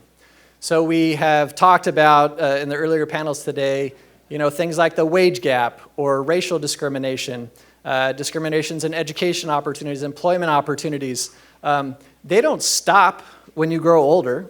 There continue to be discrimination that impacts access to housing, access to services. But also, as you're growing older, all the impacts of that inequity, those systemic inequities, impact your chances of a successful aging process. They impact how much money you have as you grow older. They impact what types of supports and systems, structures you have around you as you grow older. It impacts where you're living when you grow older. It impacts your health and long-term care needs as you grow older. And to kind of think about this story of really how the inequity that we see showing up for people when they're older is really a story about inequities they face throughout their whole life. Take, for example, an older black woman in her 80s today. When she was in her 20s, is when the Civil Rights Act passed. So she lives all the way into her mid-20s before there's any federal protections against discrimination based on a variety of factors, including race. She's in her 30s before Title IX really starts to be implemented and there's equal access to educational opportunities for women. But she's now in her mid-30s. So those opportunities are not as available to her as if they were if those protections were in place when she was at the traditional age for being in college or high school. She's in her 50s before the Americans with Disabilities Act passes. So if she has a discrimination, if she has a disability, she's lived into her 50s before she has federal protections against being discriminated against for her disability. And if she is a gay woman, she was in her 70s before she had a federal right to marry the person that she loved. And we know there's lots of economic security benefits accrue based on marriage. So you can see that entire lifetime of inequities that are now going to show up in a really real way for this older woman in her aging years. And to ageism, which she just starts experiencing maybe as early as her 50s, or some studies say ageism starts to show up in the 40s, depending on industry. There really isn't a strong federal protection at all against ageism, that the laws that do exist are very difficult to enforce. So you just see this compounding effect. And so there are particular groups, as were highlighted in the data earlier today, that are particularly at risk of aging into poverty because of these factors. So women, people of color, immigrants, people that speak limited English or English as a second language, LGBTQ individuals are all more likely to age into poverty because of the inequities they've faced throughout their life. But in addition to that, one of the interesting things that we're seeing in our work is that while that's true of those groups, there's really a broad sense of vulnerability that we're seeing among people as they enter the later years of their life. A growing sense of insecurity that isn't that different than many other generations are feeling. You know, the way that our economy, as was talked about, continues to really accrue benefit to those that are at the highest end of the income and wealth spectrum, leaves so much of the rest of us really feeling tremendous anxiety about our future, about our economic security. And that anxiety for older people isn't unfounded. We're seeing increasing stories and reports of older adults who thought they were on a track to a secure retirement, who thought that they had done all the things that they had been told to do. They worked good jobs. They might have been nurses or teachers. They saved what they could, but they couldn't save much because wages were flat. And for women, wages were less than men were receiving for the same or similar work. They were doing everything they thought they needed to do to be on that track. And then it didn't work out. There was an intervention, a loss of a partner, a loss of a job, an onset of a disability or health condition, and they suddenly ended up on a track that they never expected to be on. Becoming poor or facing serious economic insecurity for the first time in their life as an older person. So just a tremendous, I think it speaks to just how widespread this issue is. Sometimes in the aging advocacy space, we get into little debates about should we be focusing our efforts on the lowest income seniors living in poverty. And then people say, well, but what about the people just above poverty, the middle class seniors who can't qualify for programs? And what I always say back is there's no difference. What we have is a huge number of older adults in our state and across the country that are feeling economically insecure. And if they're just below federal poverty level or just above federal poverty level, the problem is that we have systems that are forcing individuals into this economically insecure experience as older adults, right? If you're looking at this this larger group of people across so many different types of experiences, we see a systemic failure, not a failure of individual decisions and choices. And there are real results, real consequences of this growing insecurity. We saw a lot of numbers today, which are really helpful and really make clear that seniors just don't have enough to cover the basic needs. But I think it's also important to just drill down that means that people end up homeless. The fastest growing part of the homeless population in California are people age 50 and over. And about half of those people are becoming homeless for the first time after age 50. So it's really the aging process and the onset of poverty and homelessness are linked for those people. You see increasing levels of elder abuse and financial scams that are targeting people that are particularly vulnerable. We see higher instances of elder abuse and scams in communities of color, where people are more at risk and have received less resources to deal with these types of problems. And some of my fellow panelists will work on that later today. And you see it too in the LGBTQ population. You see that lifetime of inequity, and then you see differences in how they can access services, who's there to provide services to them. It's wonderful to have places like this that provide those dedicated and culturally competent services, but that's not the case for everybody across our state and certainly across our nation. And I think it's important to see, too, that these equity issues are really intergenerational issues, that the problems and experiences that older adults have with economic security and healthcare and long-term care needs as they age are not problems that they shoulder alone. They're really issues that the entire family is feeling the impact of.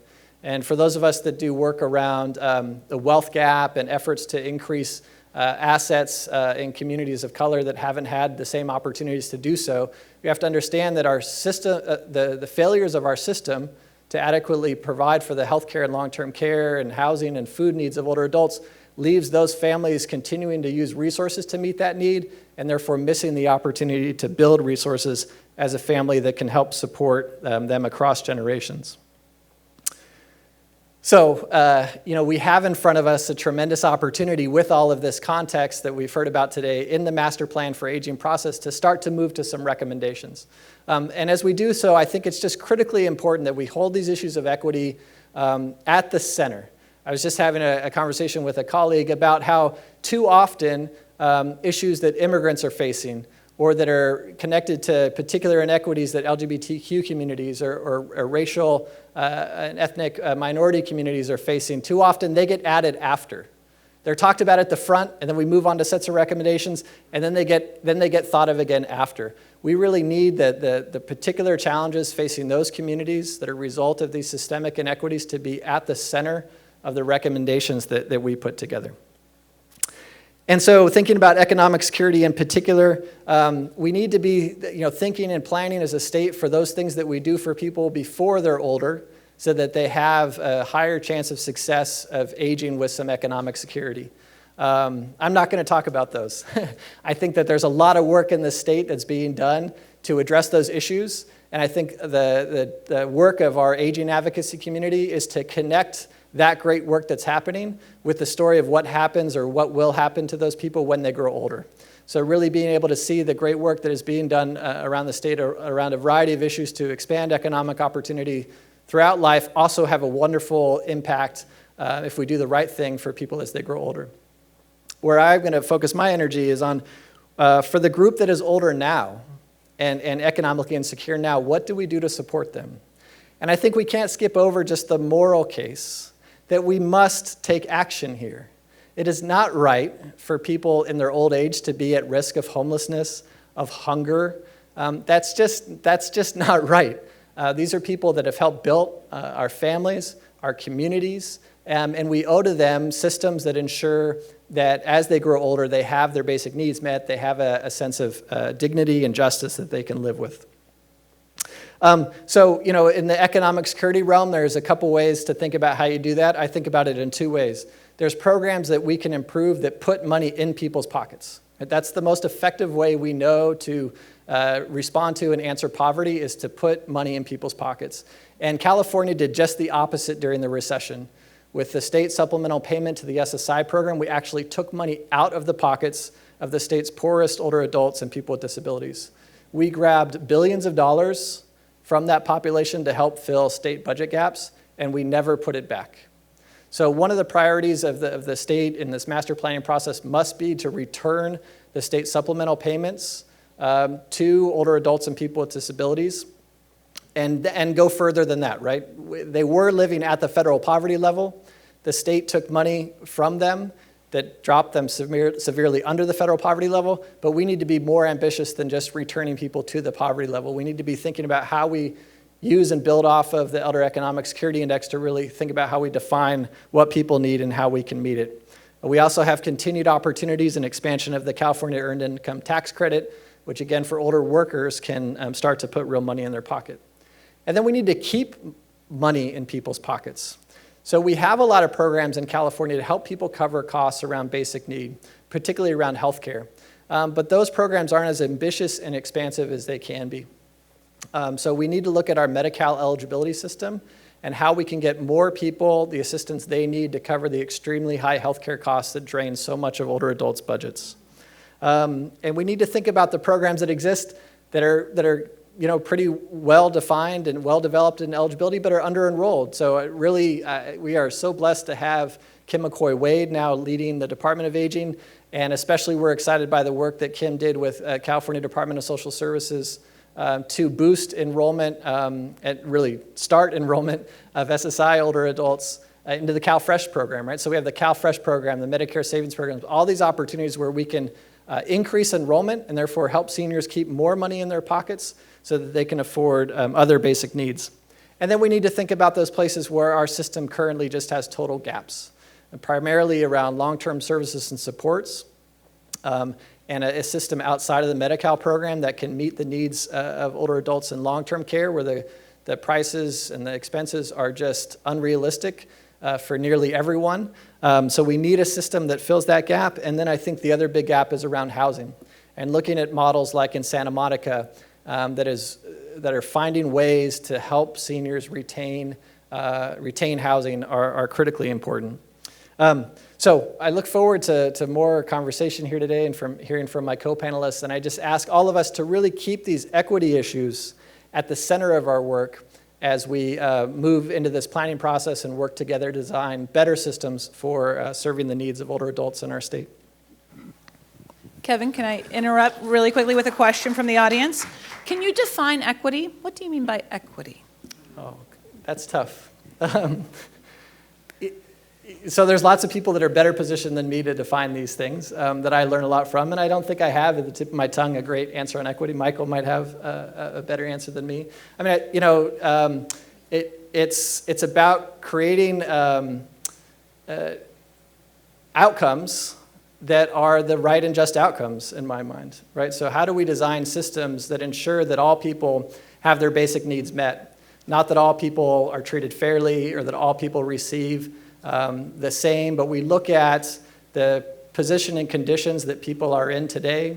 We think about how and why and what systems were in place that created the situation that they're in today, and then we take action to alleviate the impact of inequities and make sure that they have the basic needs as they grow older. That's how I think about it. Thank you.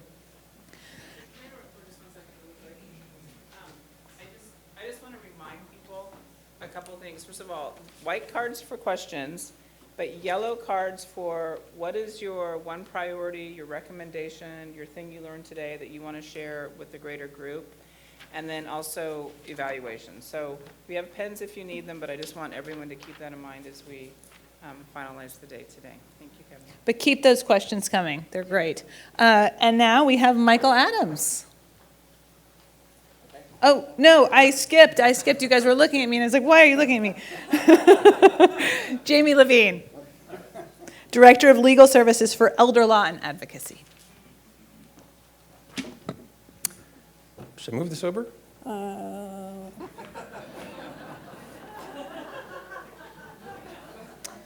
I didn't print it, so I have to open up this computer. And I don't have a PowerPoint. Normally, what I was told that I was going to talk about by our executive director was scams and how seniors are being victimized. And normally I would start off a conversation like that probably talking about capacity issues and then get into the grandparent scam and the lottery scam. But I think this audience has probably heard that presentation many, many times. So I'm going to take a little bit of a different approach to it. Has anyone here ever received an email that's not from the source that it purports to be? One or two. Has anyone here ever received a phone call from a source that is other than what it purports to be? Exactly. We are all inundated with people trying to scam us all day long and in every possible way. And normally you get an email, and it is obviously fake, and you think to yourself, who would click on that? What kind of dork would do that? There's spelling mistakes, the links are wrong, the from field has some weird identification, and we think of ourselves as these like super powerful entities that can recognize any kind of scam. But then we feel really good about ourselves because we just go through all those emails every day and we skip them all. And then one day, you're just sitting quietly at your computer working and you get an email from Apple.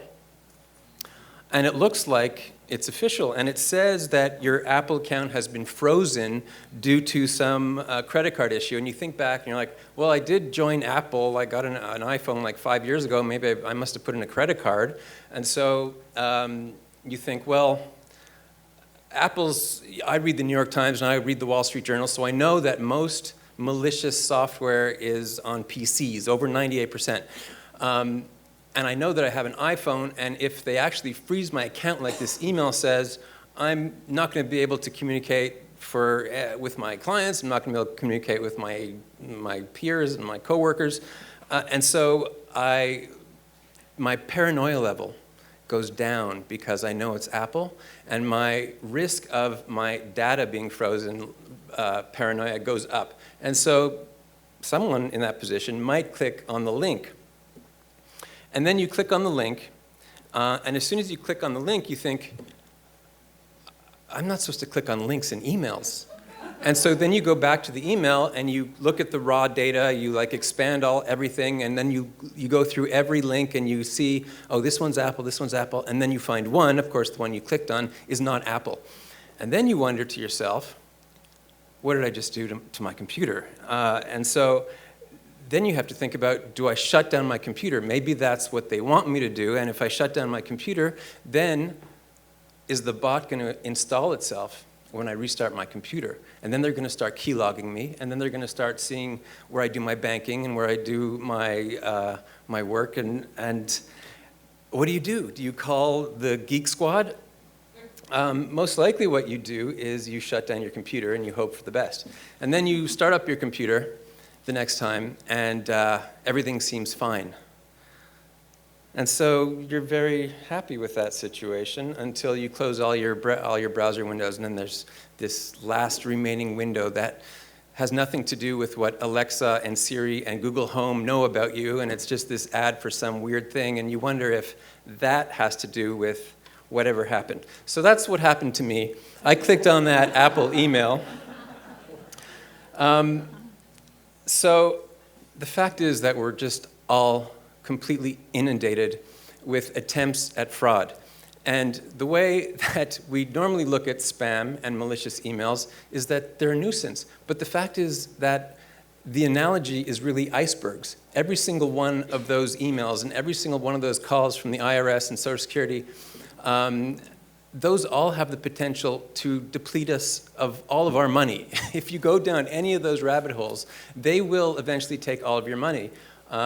And when we are working with seniors, the most horrible cases we see with scams are individuals who answered a phone call or clicked on the wrong email and then got caught up in this thing where they sent a few $100s, and then they sent $500, and then once they have someone who's sending money, they just don't stop.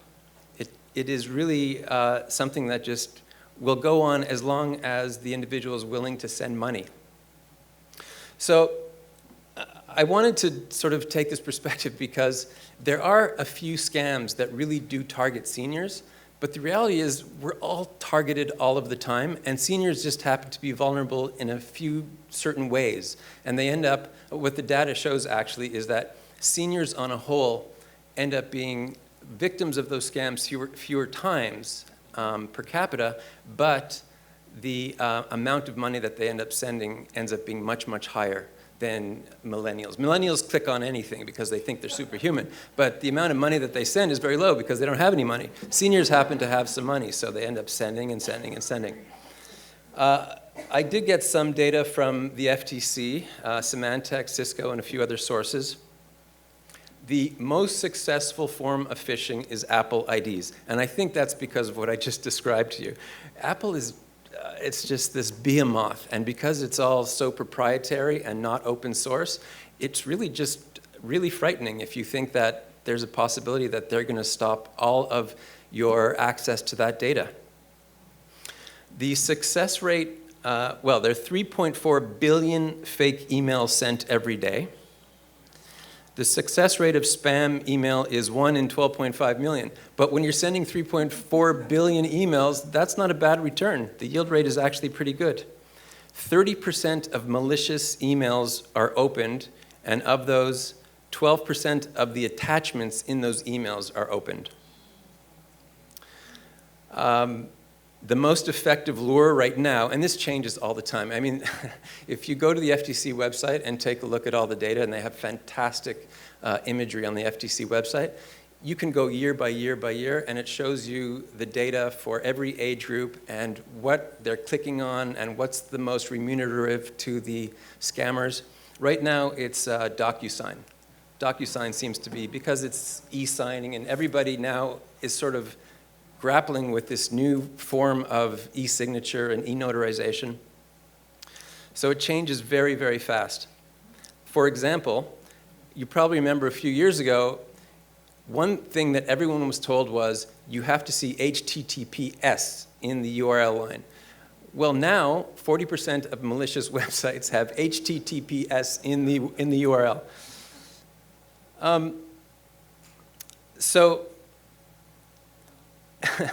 you can, even if you knew everything I just told you, and you probably already did, even if you knew all that and a lot more, it actually doesn't matter that much, because the real money that's available now is not by scamming individuals. The real money goes to the people who scam companies and enterprise. Yahoo, I mean, there are countless examples of breaches where hackers have actually pulled out really vast amounts of data.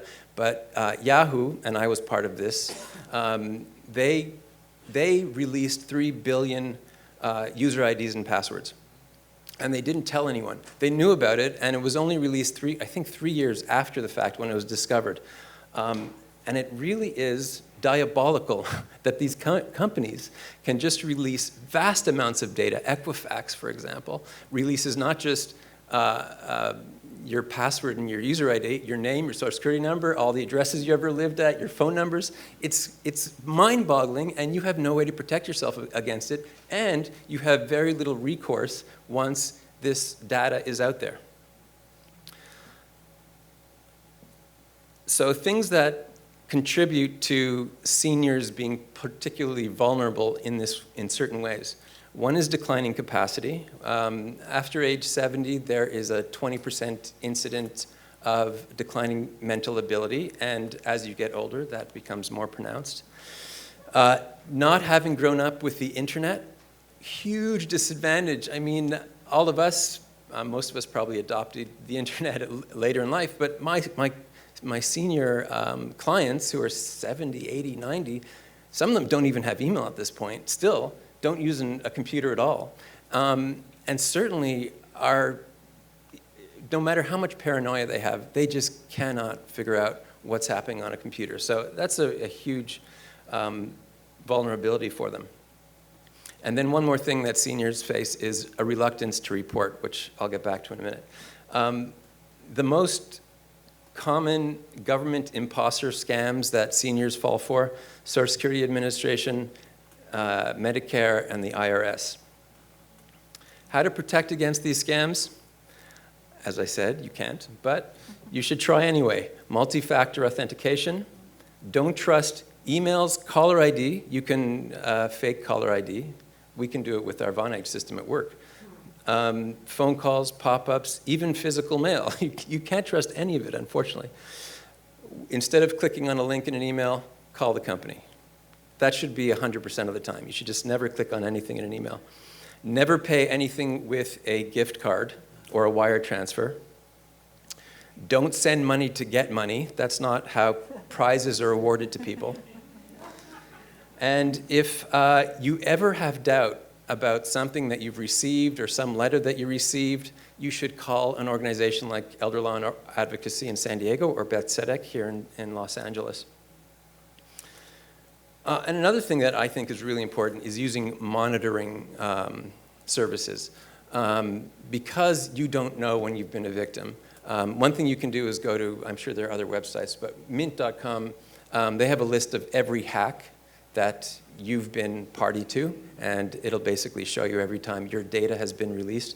But most banks now, their websites also allow you to monitor your credit report and monitor whatever you have out there, like accounts, even loyalty accounts with like travel accounts. So that's what I wanted to talk to you about regarding sort of the big picture of scams. But the really diabolical way that seniors are victimized is usually by family members or by people who are otherwise very close to them, caregivers, or people, neighbors, who figure out that they're isolated and elderly and lonely, and just sort of insinuate themselves into that situation, and either use a form of fraud or use what's known in California law as undue influence in order to convince them to do something that would otherwise be an unnatural result. So I would say, just anecdotally, more than 50% of our cases of this sort are family members. It's usually a son or a daughter who figures out that they can make a land grab, and they get mom or dad to sign over the house. And sometimes that's followed soon after by an eviction notice. So why are seniors reluctant to report these things? Number one is embarrassment about making this kind of decision. Number two is fear of losing rights, which is actually a really tangible fear and logical, because if you are really making bad financial decisions, at some point, someone's going to step in and say, well, we at least need a power of attorney, and maybe we need a conservatorship, and that's when you get deprived of all your rights. Sometimes they're just unaware, and sometimes they forget. So how do you protect against this kind of really horrible fraud that takes place, even within a family? Number one is traditional good estate planning. Don't give away your house to avoid creating a trust. Saving $1,500 is not going to be a good long-term plan if you've given away your only asset and one of your children decides that they're better off living in it and you should go to a home or something. Powers of attorney should be springing and not made available right away, since powers of attorney are the best tool for committing fraud. And also, you got to get over your embarrassment, and you have to find people you trust to help you. And I realize that that is much easier said than done, because I just told you that children are by far the most likely people to defraud you out of your assets. So, as I've heard at least twice today, there's no silver bullet. The industrial scam industry and diabolical family predators are not going to disappear, but we have to remain vigilant. What can we do as a society? I have a couple of ideas. Number one, good law is very important. We have good law in California. Actually, we have very good law, Civil Code, Welfare Institutions Code, and we have basically very high penalties for anyone that commits elder abuse. But the problem is, as consumers, we actually have limited ability to go after people that release our data. And as consumers, we have limited recourse in a lot of other ways. And the reason is, when it comes to just elder abuse, there's no one on the other side. Everybody agrees that elder abuse is a horrible thing and that the law should be very strong. However, when it comes to consumer law, there's always a lobby group on the other side arguing that just protecting seniors is going to harm their business in some way. Number two is technology. I'm not a technologist, but we need some really good hackers to sit down and figure out how to create an internet where we have some recourse and these things are traceable. And it seems like there are breadcrumbs everywhere in the internet. So why is it that we can't figure out who the scammers are and we can't shut these things down? And then lastly, and I think everyone's going to agree with this, we have to treat seniors better. We have to be nice to them. And I don't know how you do that, but when I tell people that I work on elder abuse cases and I tell them that family members very often are the perpetrators of the financial elder abuse against their parents, they can't believe it. It's like, it boggles their mind. They're like, what kind of society could we possibly live in where this is even taking place? So I don't know how you change that, but it is certainly something that we should discuss and think about. Thank you. Great. Jamie, thank you so much. Michael Adams, he's the CEO of SAGE, Advocacy and Services for LGBT Elders. Okay. And send those questions in. I need some questions. And So I'm, being another lawyer in the room, I'm going to revert us back in a moment to another PowerPoint. My apologies for that, but I softened it up by not wearing a tie, so I hope that's going to kind of... I actually want to start by thanking Betsy Butler for inviting me to participate today, and also thank the LA Center and Lori Jean for hosting this. I would say as a member of the LGBTQ community, we are on hallowed ground here in so many different ways, and that includes in the ways that the center has led around aging issues and elders in our community. And SAGE spends a lot of time working within the aging sector across the country, trying to help bring an LGBTQ lens to that work. But it's also the case that our own communities often are not as focused as they need to be on aging issues. And the LA Center has been a constant exception to that with their leadership. So I think it's so appropriate that we're actually doing this program here. I also think that the LA Center is really extraordinary at connecting the dots across issues and populations. And I have to say, but that's one of the things I've really appreciated about the conversation so far today, is that this is an elder economic forum, but the conversations recognize that economics is not just about dollars and cents and income and assets. It is also about healthcare and housing and access to services. So I think my role here is to drill down a little bit on a particular subset of older folks, and that is LGBTQ, older adults, and what retirement inequality, that the name of this panel, and what elder economics looks like in this context. So let's see if I can make this work. Oh my gosh, I did, great. Okay, that was easy. Oh, it's still... What? Ah! What's, I don't know why. Thank you. Oh wait, you just started again. Let's see, I'm going to let you click it once gently. What if you try the mouse? Maybe I click it where, click it. Oh, I think that's upside down. Oh, maybe that's right. So click it where, click it on. What did you click? I clicked that. Maybe I clicked it. Let me try it again. Okay. Okay, I'm going to move this back. Oh, great. Okay, thanks. Cool. Okay. So I want to start just by providing the context for this conversation, and that, you know, in our work at SAGE and the work of our partner organizations across the country, we see three important dynamics that contribute to challenges with economic insecurity, security in retirement, and one of them is the cumulative effects of a lifetime of discrimination. Right, that we're talking about older folks who are experiencing discrimination, bias, mistreatment across the course of their lifetime, and that accumulates, right? That accumulates into financial impacts and financial challenges in old age. A second set of considerations is a need, in fact, a choice on the part of many in our community to rely on families of choice for care and support. Historically, often we have not been able to rely on our families of origin in that regard.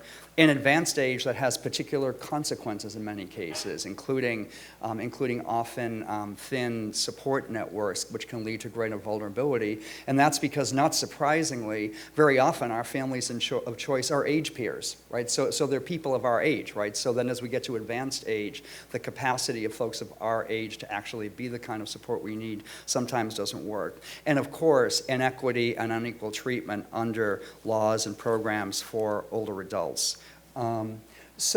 So these are some of the overarching dynamics. What does that mean in terms of financial security with regard to LGBTQ older folks? There is a myth out there that exists that LGBTQ folks are, you know, people who often we don't have kids, we must have more money, we must have wealth. Historically, sometimes some folks have seen an advantage in pumping up the kind of market value of our community to get corporations and companies to pay attention to us.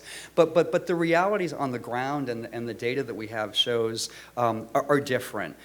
In fact, in older age, LGBTQ older folks are more likely to face financial hardship than older Americans in general.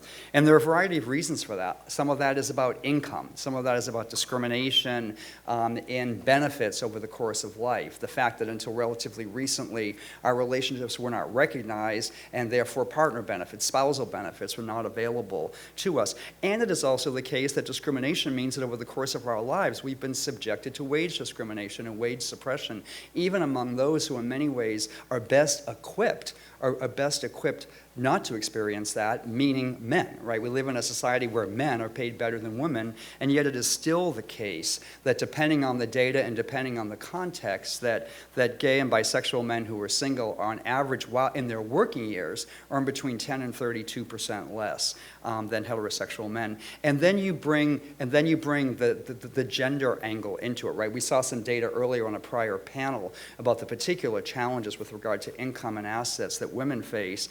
Well, so not surprisingly, we see that older lesbian couples, for example, have 10 to 20% less likely to be receiving certain kinds of retirement benefits and are twice as likely to grow old aging in poverty. And one statistic that's not up there, but I would share because I think it's really significant, is that LGBTQ people in general enter retirement with 37% less in assets than older Americans in general, right? So these are some of the financial realities we're dealing with, and when we start to connect the dots and start to bring an intersectional lens to that, we see that the situation becomes even more challenging and more significant. Some of that relates to the high levels of employment discrimination that we see among some folks in our community, in particular among transgender folks and transgender older adults, higher levels of barriers to accessing health and services, which translates into economic insecurity. When we bring a racial equity lens, we see, and we saw this data this morning, that we have much, much higher levels of economic vulnerability among older folks who are from people of color communities, African Americans, Latino, AAPI. And of course, many folks in our LGBT communities are members of those communities, right? And so we have that layering of financial insecurity and challenges. We also see in this context, as I mentioned earlier, the concept of families of choice sometimes, in fact, often translates into higher levels of social isolation for many LGBTQ older adults. And we know that social isolation often correlates with greater levels of economic insecurity. So, for example, the fact that LGBTQ older adults are twice as likely to grow old single and living alone, when we know that growing old living alone correlates to higher levels of economic insecurity as well.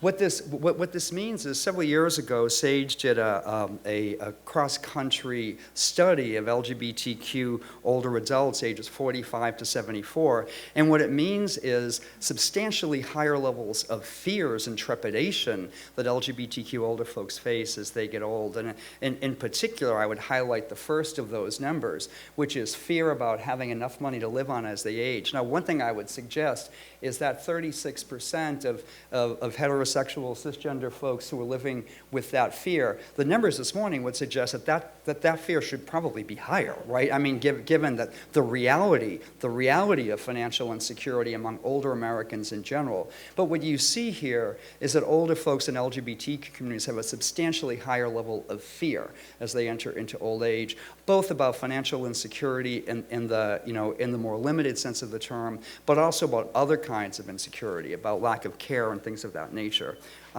And so much of that, again, coming back to the notion of discrimination, so much of that is a result of the situations and the positions that have been created as a result of discrimination over the lifetime. And here I would highlight in particular that first statistic from a study done several years ago by the Equal Rights Center. It was a national study of discrimination in senior rental housing against LGBT folks, more specifically against same-sex couples, that found that 48% of older same-sex couples applying for senior rental housing are subjected to discrimination in that application process, right? So think about that. If we think about the numbers earlier that we were showed in terms of the very high levels of burden that folks are facing in paying their rent in old age, et cetera, add into that mix the denial of a fair amount of what is available in housing as a result of discrimination, which narrows your opportunities to find affordable housing. Now, so this is some of the scenario we're looking at. I do, on a positive note, want to turn to the notion of next steps and priorities and recommendations, because the fact is that there are things that we can do about this. This is why it's great to be here with the California Commission on Aging and all of you. And in fact, in this realm, we've already made some significant progress with regard to LGBTQ older adults. California is actually in the lead in the country in terms of policy reforms that are addressing particular needs in terms of ensuring that services are available to LGBTQ older adults, ensuring protection against discrimination, mandating what we call cultural competency or cultural humility training to open up care to members of our community, mandating data collection, which is critically important. We don't have anything close to the kind of statistics and data when we talk about LGBTQ folks that we saw this morning with regard to people of color communities, because that data has not been collected in any kind of a systematic way. That has to really change, and California has been in the lead in terms of starting to mandate that data collection. And still, having made that progress, there is a lot more that needs to be done. And among the things I would highlight is the role of organizations like the California Commission on Aging and the capacity to shine a spotlight on what data does exist and what it means and what policy recommendation indicates, how we need to collect more data. Also, the need for implementation, right? California has been in the lead on policy reform as it benefits LGBTQ older adults, but those steps are fairly new, and those steps will be of very limited value if we don't have a very robust implementation regime. We also need to advance policies and funding that promote social connectedness, recognizing that social isolation is so closely tied to economic insecurity. We need to do so much more than we're currently doing to empower consumers with the information they need. And one last thing I would mention is that we need to do so much more, as I referenced earlier, when it comes to data collection and strengthening data collection as it targets and focuses on LGBTQ older adults. And here I want to particularly thank the California Department of Aging and thank you, Kim, for the partnership that has existed there. The legislature enacted a data collection mandate here, right, that requires the department to collect LGBTQ data in its context. That was a great policy step, but that step really wouldn't have made much difference if we didn't do the work to be able to implement it. And SAGE was really pleased to partner with the CDA to create the readiness and the training and the capacity building through our SAGE Care program to make that possible. So I guess I would end with that notion of partnership and collaboration, that it is so important that we are different organizations in the context in which we work come together in a problem-solving mode. And I think I really congratulate the California Commission for bringing together such a cross-section of folks from different sectors and organizations to facilitate that work. So thank you very much. Thank you. I have a good stack of questions here, but please feel free to send up others. Many of our patients qualify for Medi-Cal, but have a big share of the cost and therefore are unable to afford Medi-Cal services. Is this issue receiving any focus at the state level?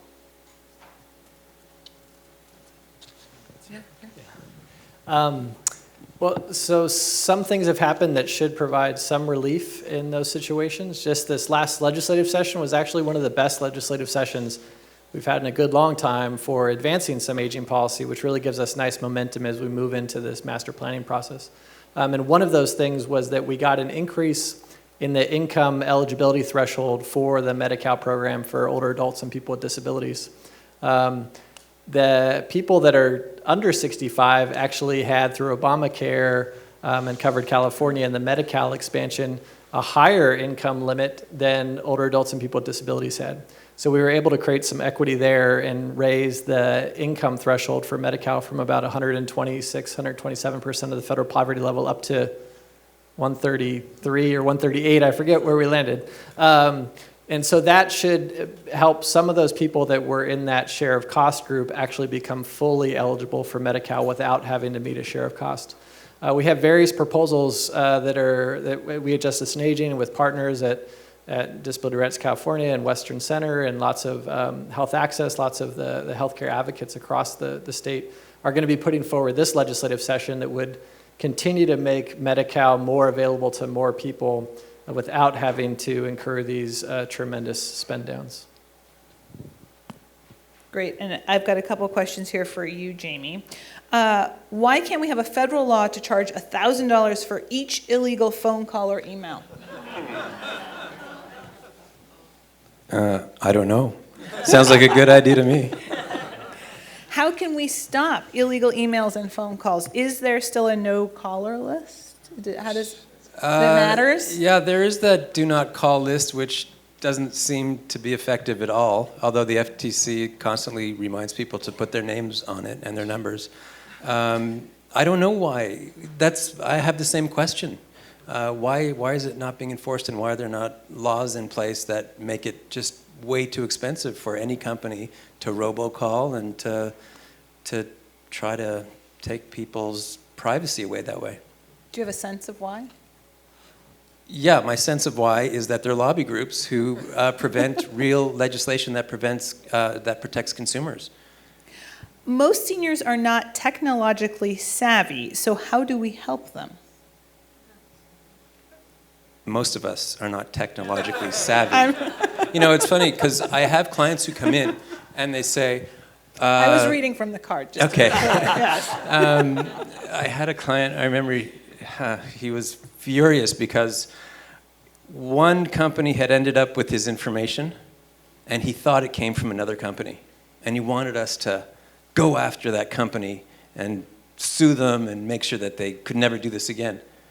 I was like, that's all of us. We all have to deal with that situation. And if there was a way that we could just sue on that basis, we all would be doing it. And that's what I'm saying. I mean, there really has to be some legislation in place that gives us a cause of action and some kind of really significant, meaningful penalty that you can take advantage of as an individual consumer, like in small claims court, for example. So, I mean, we have to work on that kind of legislation.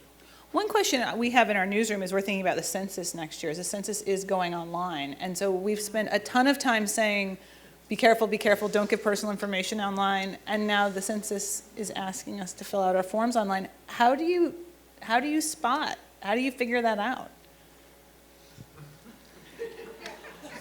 I don't know. You have to just verify. I mean, I guess if there's a phone number, call and make sure that you are on the URL is exactly what, because there's something called, there's spoofing, but there's another, it's called cyber, they basically take a URL that's one letter off, like they'll add an extra I, and then these fraudsters will sit on that URL until they can figure out a way to make money off it, and then they'll send it off and get people to click on it and have all kinds of malicious potential outcomes. But yeah, I don't know how you totally prevent it. I wish I did. One of the things that came up with both of your conversations was this question of effects of lifetime of discrimination. And I wonder, how do we as a society thoughtfully address those long-term effects of a lifetime of discrimination?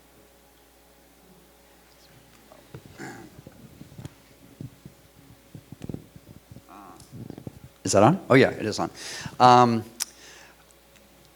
I think, although it's interesting, a question was asked earlier today about does it help to start talking about it, and I think the sense was no, but in this case I think it actually does start to help by talking about it, but by identifying the concept of the cumulative impact.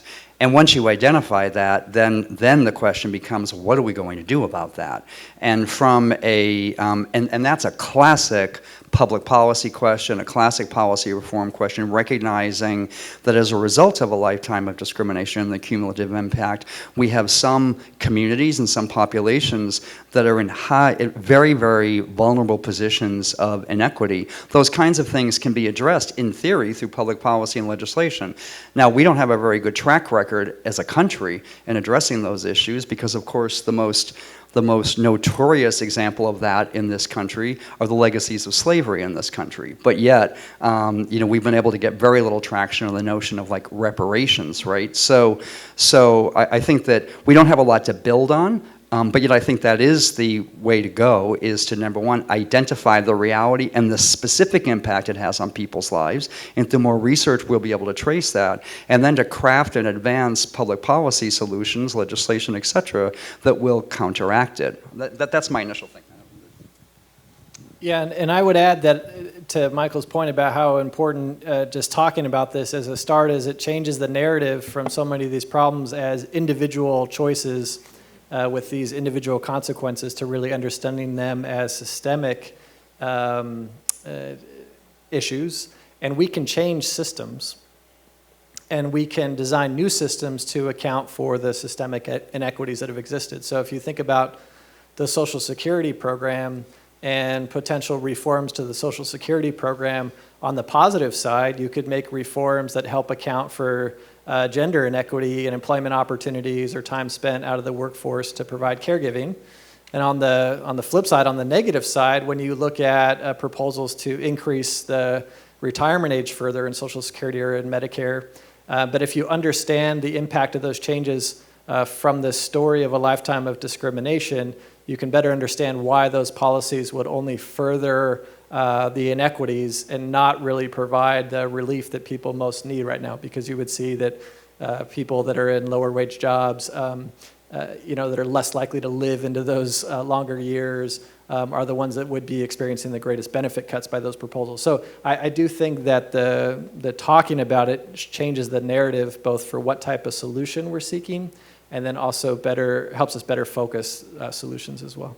Can you talk us through some of those solutions, what we might look at as we reframe this narrative?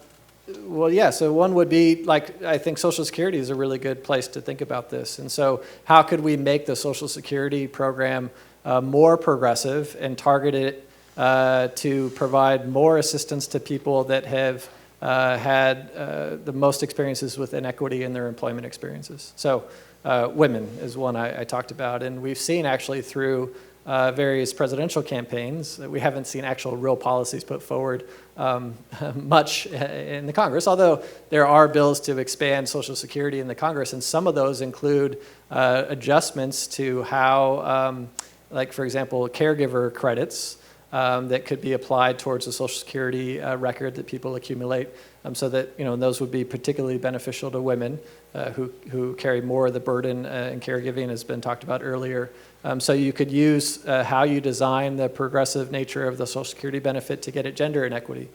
You could also look at some of these racial inequity issues and who ends up with lower lifespan, right? Men of color. Who ends up in jobs where they're less likely to be able to reach even the current Social Security retirement age, and you could adjust the program to account for those inequities. So that's one example. I think there's a whole slew of examples in the long-term care space and how we compensate caregivers and how we build benefits for different communities and different benefit levels. So there's, I think, a lot of space there for us all to do. I don't think our community has done a good job of doing this type of thinking. So it's a learning process for all of us in this space, but there's other communities and other advocacy movements that we can learn a lot from. A question for Michael. Can you address federal attempts to roll back data collection of LGBT elders?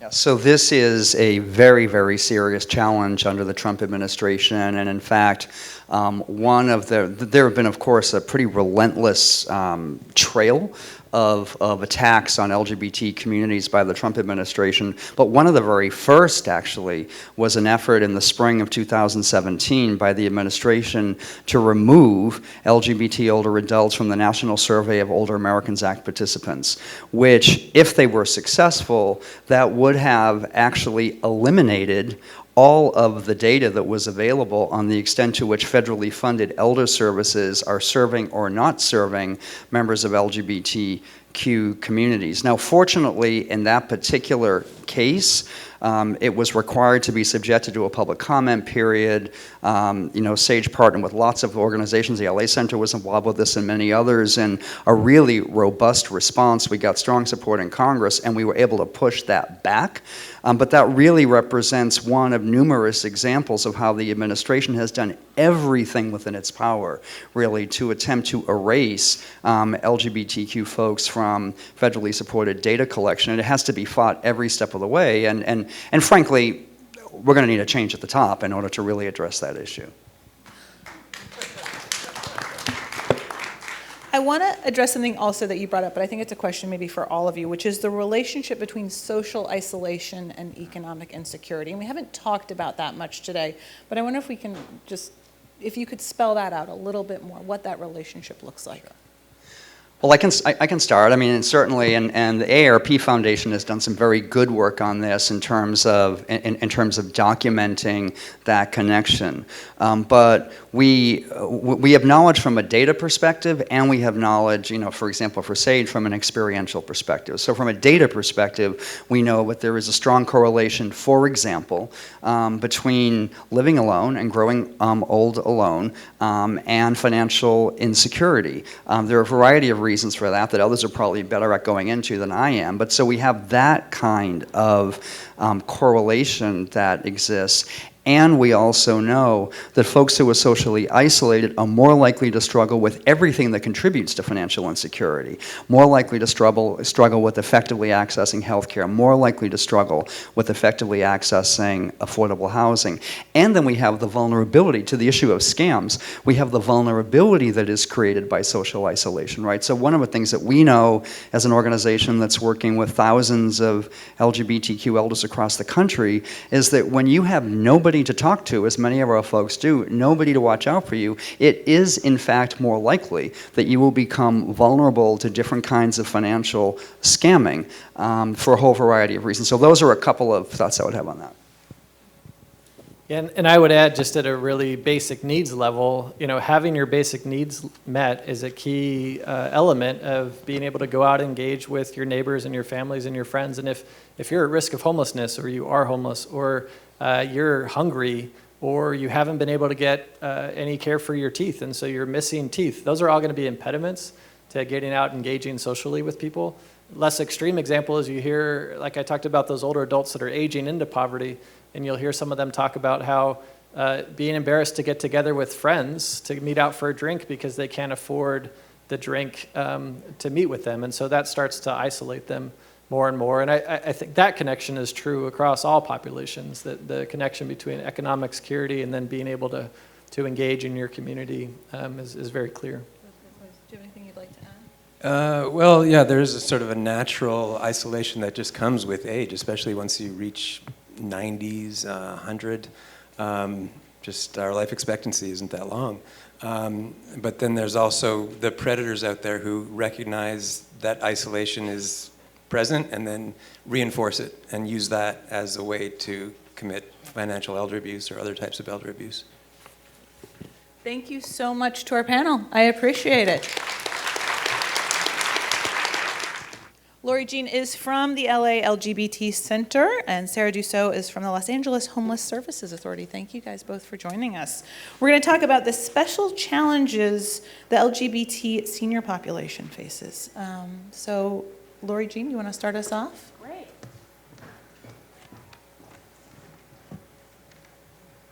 We are so honored to have everybody here at the Los Angeles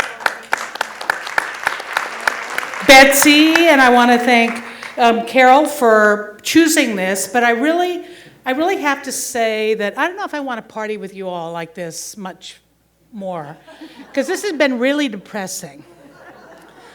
And I guess the good thing is that everybody who's here is trying to do something to make it better. And that certainly applies to the Los Angeles LGBT Center on our new Anita Mae Rosenstein campus, which is right across the street.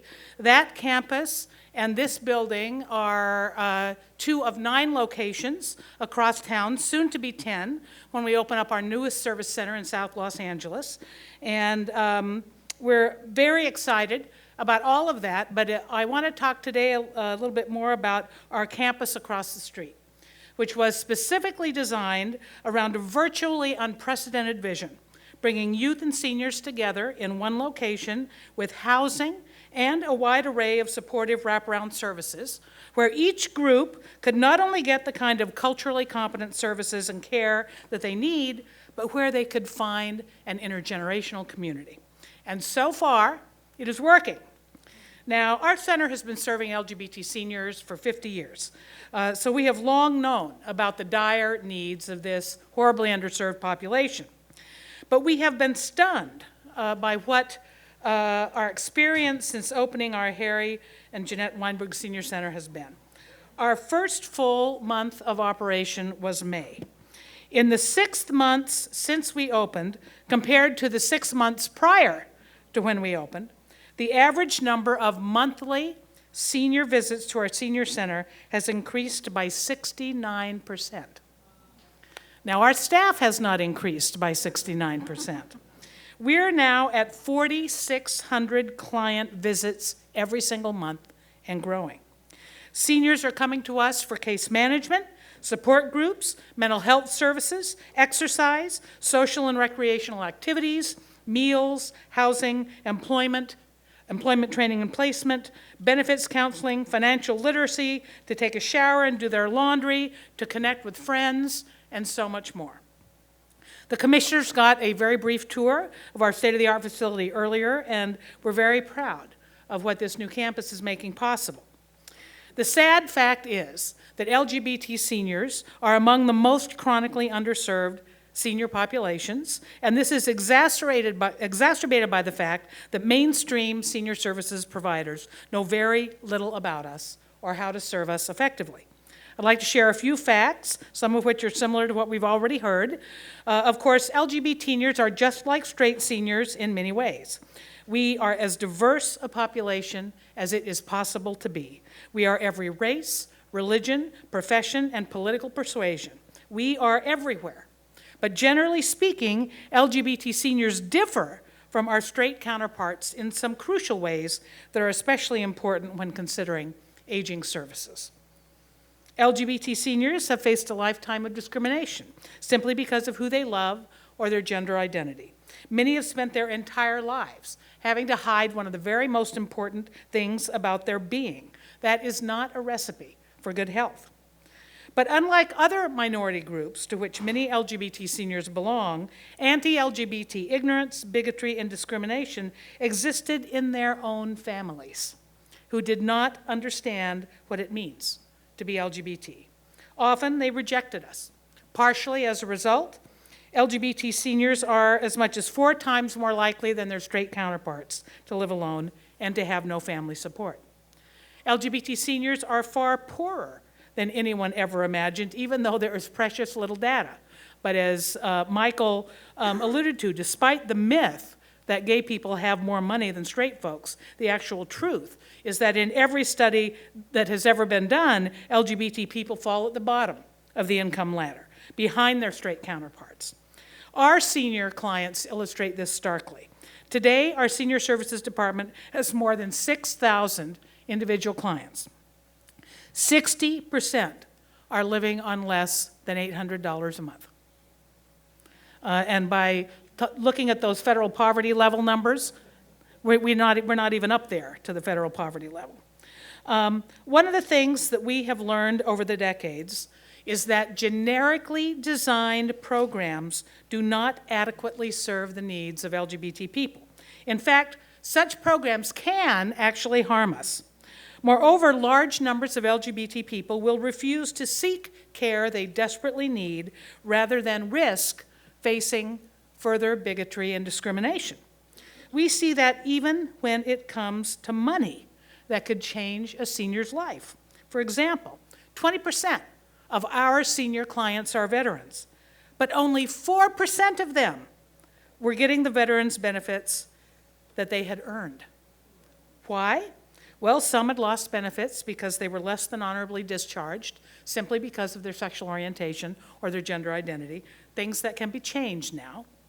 Others have either experienced or feared homophobia or transphobia by the VA, and they're afraid to ask for benefits that they're entitled to. When we were able to establish a partnership with the VA after Don't Ask, Don't Tell was repealed, we began providing benefits counseling fairs right here at the Village, where our clients felt safe. Many of them were actually lifted out of poverty as a result of getting the benefits to which they had long been entitled. Now, we see this dynamic every day with senior services. LGBT seniors who live within blocks of a senior center will not go, even if they desperately need the services that they could get there. Instead, they are traveling from all over Los Angeles County and outside the county to come to us. Or they go without. So many of LGBT seniors won't go to mainstream service providers because, one, such organizations are generally not culturally competent in providing care for LGBT seniors. And two, even if the staff is culturally competent, which they generally are not, the other clients mistreat our seniors. So our seniors have either already had difficult experiences at a mainstream provider, or they fear that they will. These are the primary reasons why LGBT seniors are so chronically underserved by our existing senior services network. And let me pause here for a moment to clarify that I am not saying that the management and staff of mainstream services providers are intentionally mistreating LGBT seniors, although sometimes they do, as anti-LGBT bigotry and ignorance exist everywhere. I am saying that mainstream providers have not been educated about LGBT seniors and their particular needs, and so are not equipped to provide them with the services that they need. Too often, LGBT seniors are treated terribly by other clients in the senior program, and often they experience ignorance or worse on the part of the staff. And let me say one thing further. The mere fact that a mainstream services provider has openly LGBT people on its staff does not equate to the capacity to provide culturally competent services to LGBT seniors. Creating such capacity requires not only substantive education, but an organization-wide culture shift that includes vetting and training of every single staff member, as well as dedication to creating spaces that welcome LGBT seniors and provide tailored programming, services, and staff support.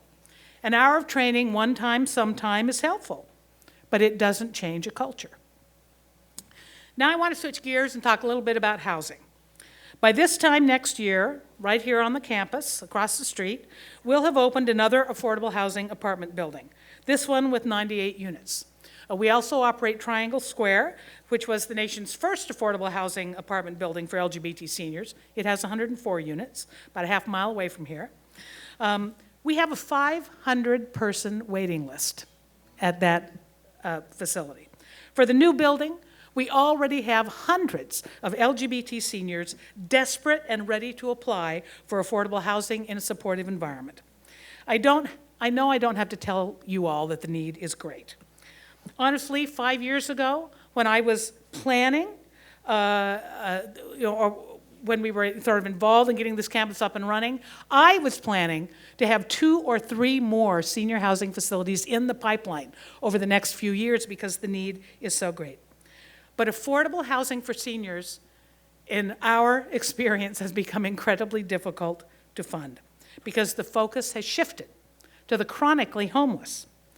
Our project almost fell through because of that priority shift, which definitely impacted the availability of funding. We will be opening these 98 units in October because of one thing and one thing only.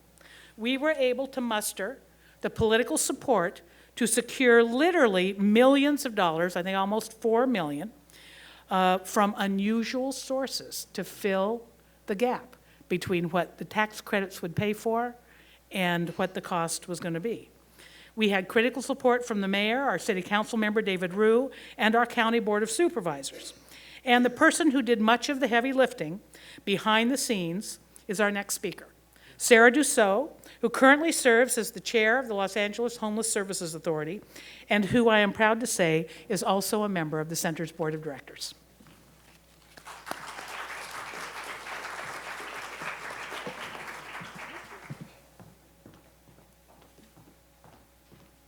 Wow, that's the nicest of introductions. So it's a pleasure to be here today.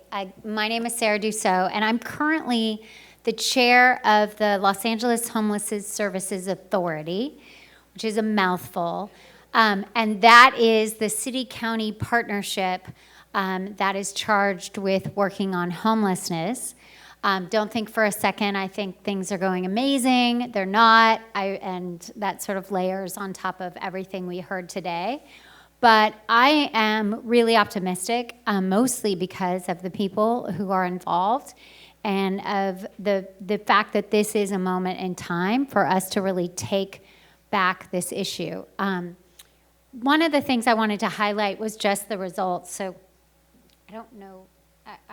I just going 1, 2, what do you think? How about that, arrow? Okay, no, yeah, that's what happened before. Okay, nope, yeah. All right, we're gonna dance here. It's gonna be a dance, yeah. No, maybe not, okay. Maybe we'll stay here for a moment.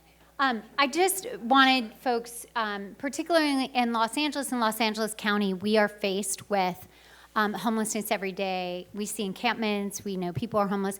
Quite honestly, we're seeing maybe 25% of the issue when you're walking around. You're not seeing the other 75% that are couch surfing, living in cars or other places. But I wanted to give you some perspective on what's happening in the state. While Los Angeles County had an increase of homelessness last year of around 12%, and the city of LA had about 16%, the entire state saw on average a 35% increase. So I think that's really important. Let's look at the areas with the dark red. Those areas are looking at 100% increase in homelessness. Quite honestly, this shouldn't shock anyone because everyone who spoke earlier today really painted the picture of exactly what was going to happen. And this is exactly what happened. The next slide. This is about the income inequality, which I think, and the rent, folks being rent burdened, which I think the other speakers have really addressed. I wanted to go to this issue of who you see as homeless. In general, you see people who are chronically homeless. The piece that we have been trying to highlight is all of these counts happen at a particular point in time. And what really happens is over the course of the year, a much larger number of people are experiencing homelessness. So we predict, and this is just based on sort of touches with different services, we predict about 54,000, close to 55,000 became homeless last year. And so if you look at the over time inflow chart, we're looking at a much larger problem than is really even reported with numbers of close to 60,000 people experiencing homelessness within Los Angeles County. And then specifically to seniors, the number of seniors in the point in time count was about 5,225, with 4,255 who were unhoused. We don't have specific numbers for LGBTQ seniors experiencing homelessness. We do within the youth population, and in the youth population, they're vastly overrepresented. And so we have to assume, and based on everything we heard today, it is incredibly likely that they're also vastly overrepresented in these numbers. So I'm literally going to make it dark for a sec because I'm going to take some of the depressing stuff off the board to say that I think we also heard today and then in Lori's remarks about some things that are hopeful and where we need to focus our energies. a lot of what's happening is perfectly predictable. The state and federal government cut subsidies to housing by about 70% over the last decade. And the reason it was so hard to put together the funding for the Anita Mae Rosenstein campus was exactly because of that. Because once there were drastic cuts, then it was like, oh, well, we need to prioritize this measly bucket that we have left, and let's prioritize it for the chronically homeless and not have enough available for our most vulnerable groups, so seniors, LGBT seniors specifically. So that really changed the way regulations were written. And I think some of the speakers earlier today, our treasurer, Fiona Ma in particular, gave us some hope, which is she's looking at those regs right now. And statewide, we're looking at this master plan. And we have to make sure that all of our voices are being heard so that small things in regulations don't unintentionally discriminate against us finding funding for senior housing. Because as we're looking at the pots of funding for senior housing, for housing in general, we know a lot about this population, and we know a lot about the need, and we can predict people on fixed income when they're going to become homeless. So given all of that data that we could use toward prevention and toward the creation of new affordable housing, we have a huge opportunity here to really fight against this outcome becoming worse and actually moving toward really addressing this crisis effectively. So that's what I'm hopeful about. I definitely want to leave you with the fact that all of us should be putting pressure on presidential candidates to include in their platforms and to talk regularly, not just about healthcare, but about housing. As far as I know, all of the Democratic candidates have included platforms that would greatly increase the funding for affordable housing and for prevention efforts. But I think we definitely got to keep up that effort of keeping that in the vernacular, as that our expectation is that the next president, and yes, I'm going to say the next president, is going to address, some of these issues. We've spent billions, I think it's $77 billion over a 3-year period on the mortgage tax deduction. And I have no offense against the mortgage tax deduction. I take that deduction. But let's just be clear, it hasn't really gotten us anything, to be honest. It doesn't increase homeownership rates. That's been proven by people way smarter than I am. And so it has a lot of a draw on our taxes, and yet doesn't give us the real benefit that some of these other initiatives that were talked about today do. So I just want to stress how important it is for us to really keep pushing on regulations, because they matter. I am hopeful, but that's only because I'm hoping that all of you will remain engaged and keep fighting on these efforts. And I just want to thank Lori so much for encouraging me to attend today. And thank you so much, Betsy, for putting this together. It's just been a great experience. Yes, Lori, thank you for hosting. In the audience, many of us campaigned for Measure H on the theme that we know how to address homelessness, we just need the resources. What is the message we need right now to maintain public support for renewing Measure H when the public just sees the problem worsening? Well, I want to be honest with people. I mean, part of the problem, I think, has been we have to be clear about what Measure H was doing. And Measure H was filling a gap that was created by this 70% cut in funding. So I think that's really important. I do think there are some incredibly great programs, some of which I'm participating in. One is that we're doing a pilot, or really a it's more than a pilot, but looking at access to mental health care. I'm hoping the LGBT Center will be a part of once it's implemented and we were able to get a state grant for about $116 million out of MHSA dollars. And those dollars are going to partner with Measure H dollars to really expand access to mental health care in a way that has never been done before in the Hollywood area. And then there are great programs that we're doing around housing for health. I don't know if you've followed that, but where, because, housing is a determinant of health. And so our Los Angeles County initiated this, and this is a big piece of how we're housing our sickest individuals on the street. We've got some great innovations out of some smaller cities. Believe it or not, Pomona has really stepped up along with Claremont and Laverne. In terms of addressing both the crisis and building a large center of bridge housing, but also in terms of long-term solutions around building permanent housing. So I think there are some spots of hope. For me personally, what I'm doing is I do think we have to look at structure.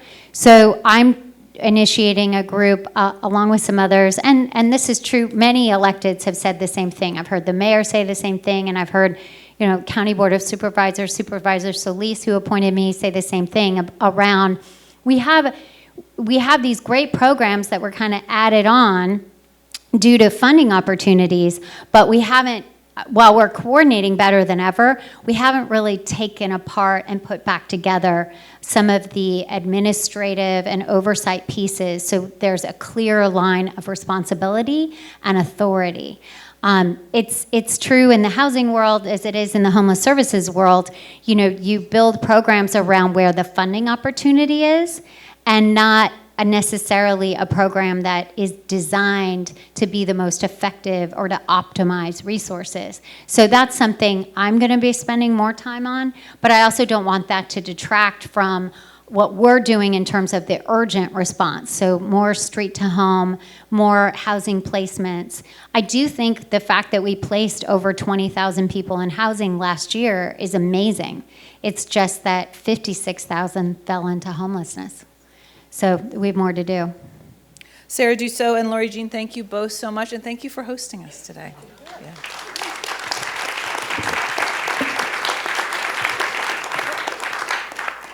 And finally today, I'd like to introduce Kim McCoy-Wade for our closing remarks. She's Acting Director of the California Department of Aging.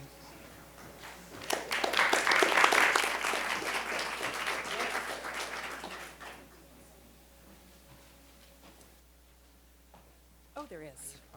There is. Okay. Wow.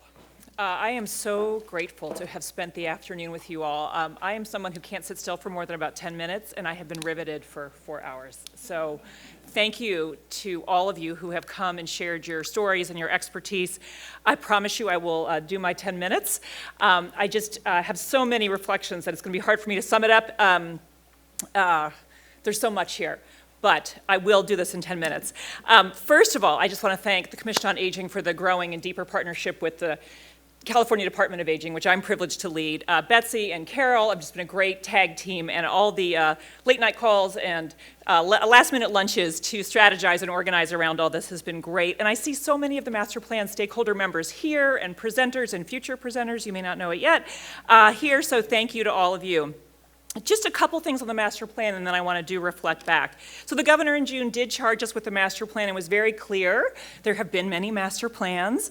So this is supposed to be different. Yes, a state plan, but also a local blueprint to partner with efforts like Los Angeles Purposeful Aging, San Diego, Age Well San Diego. Other communities, San Francisco, have done this. How can we pull together a state plan, local blueprints that go together with a data-driven dashboard? I want to steal all the data we saw here so that you can look at your community and see how you're doing. And resources, if you want to do something. San Diego, we heard, has developed standard plans for ADUs, right? The in-law units, so that if you want to build an ADU, you don't have to pay to architect and design one. You can get one from the city, the county, for free. Things like that. We want to share those best ideas. But I think In doing that, the governor has really challenged us to make sure that it's an engagement. Together we engage with AGE in capital letters, right? So that we have several ways we're doing that. I want to make sure you all know that engage at aging.ca.gov is always the place to send in recommendations. We do have the Stakeholder Advisory Committee member. How many SAC members are here, or subcommittee members? Kevin? Cheryl was here, Ellen, yes, thank you. There's so many folks who are here. So those meetings are beginning to do recommendations. We've had a couple, two have come up so far to be processed. One around creating a statewide network of information and referral systems so it's easier to find all these services. It's really a maze right now. And the other is around a public care benefit, similar to unemployment or family leave, that it's time for California to look at that seriously. So thank you to the Stakeholder Committee for bringing those forward.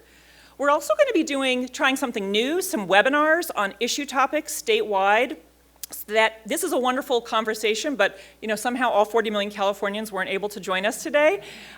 You packed the room at 200. So we want to see if we can try some interactive technology, work with senior centers and Adult Day and other churches, sororities to host interactive events.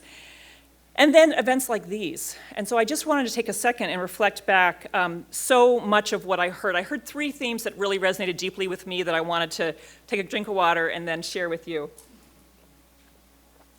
First and foremost, I know there's been a couple comments about the depressing of it, but I think we have to look at this clearly and look at ourselves and our families and our communities and our cities and our counties and our state and be really clear-eyed about this. That's what it means to be person-centered and data-driven. I think we have not fully embraced the opportunities and challenges around the diversity, what that's calling us to do with data, the new SOGI, sexual orientation and gender identity, other data that we don't have, frankly, that we need to have, the training that Sage talked about in cultural competency, the cultural and population-specific services and community resources across the state and communities, our leadership diversity in this sector. There's a lot we need to do to really be ready and be responsive. And I think we also have to be, it's existentially depressing, I suppose, but to be very clear-eyed that this is not just about the wave, that this is about the growing income inequality of the last 20, 30, 40 years. Coming to a point, and it is about 400 years of racism and sexism and homophobia. And I want us to think harder as a stakeholder committee and as a master plan about how we name all that. That it's really been framed as, it's a demographic issue. Yes, and so how do we do a better job of, people love the demographic slides. What's our income inequality that really brings that home? What's our, how do we communicate how important all the issues around race? I just so struck by Bernard Tyson's dying from Kaiser this past week. I'm so struck by Elijah Cummings dying early this week, last month. It's just, we really need to name that as part of what we're dealing with. So starting clearly, looking at the people, looking at ourselves, looking at our history, being honest about where we are, you got to start there. But you don't agonize. You move from agonizing to analyzing and organizing. That's what we do. And so I'm so grateful for all the analysis that we heard here today. Housing. That comes up in every master plan conversation. And it is, yes, both the build conversation and it is the prevent homelessness conversation. In the prevent homelessness conversation, both the aging of chronically homeless folks who have behavioral health issues perhaps, who are now years and decades and starting to age on the street, and the newly homeless. There is a small but important state homeless program called Home Safe, which is where payments can be made to some folks in adult protective services where that housing payment kind of in an emergency situation prevents that homelessness. So I think that germ of idea of payments, a short-term payment or maybe even a longer-term payment to prevent the homeless has potential and has proof. And so I think there is a broadening in housing homeless conversation we can continue to have.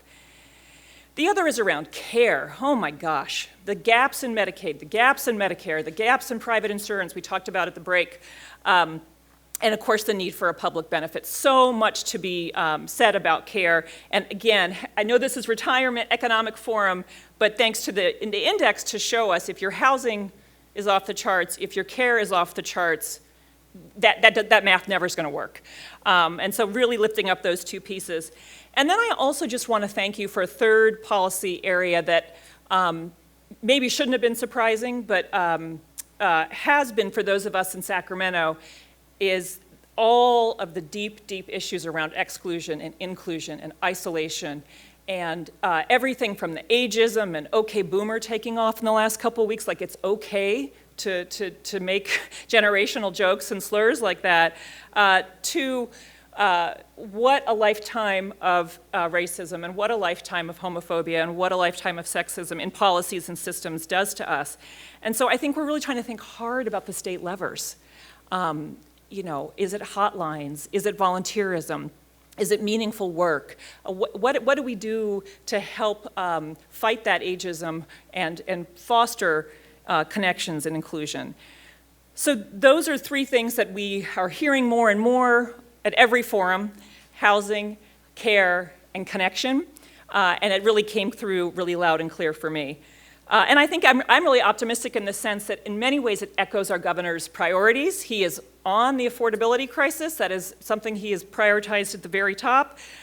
He is on California for All. I'm very hopeful about the new Tribal Truth and Healing Commission with tribal leaders to confront California's history with tribal partners and also learn from our tribal partners about elder inclusion and elder respect. I think there's a lot we can do in our California for All work and modernize our government, DMV, Department of Aging, fill in the blank, and partnerships that we're not going to get here without partnerships with whether it's the tech companies or law enforcement or other folks. We and the foundation partners who are both supporting today and our work, we all have to do that.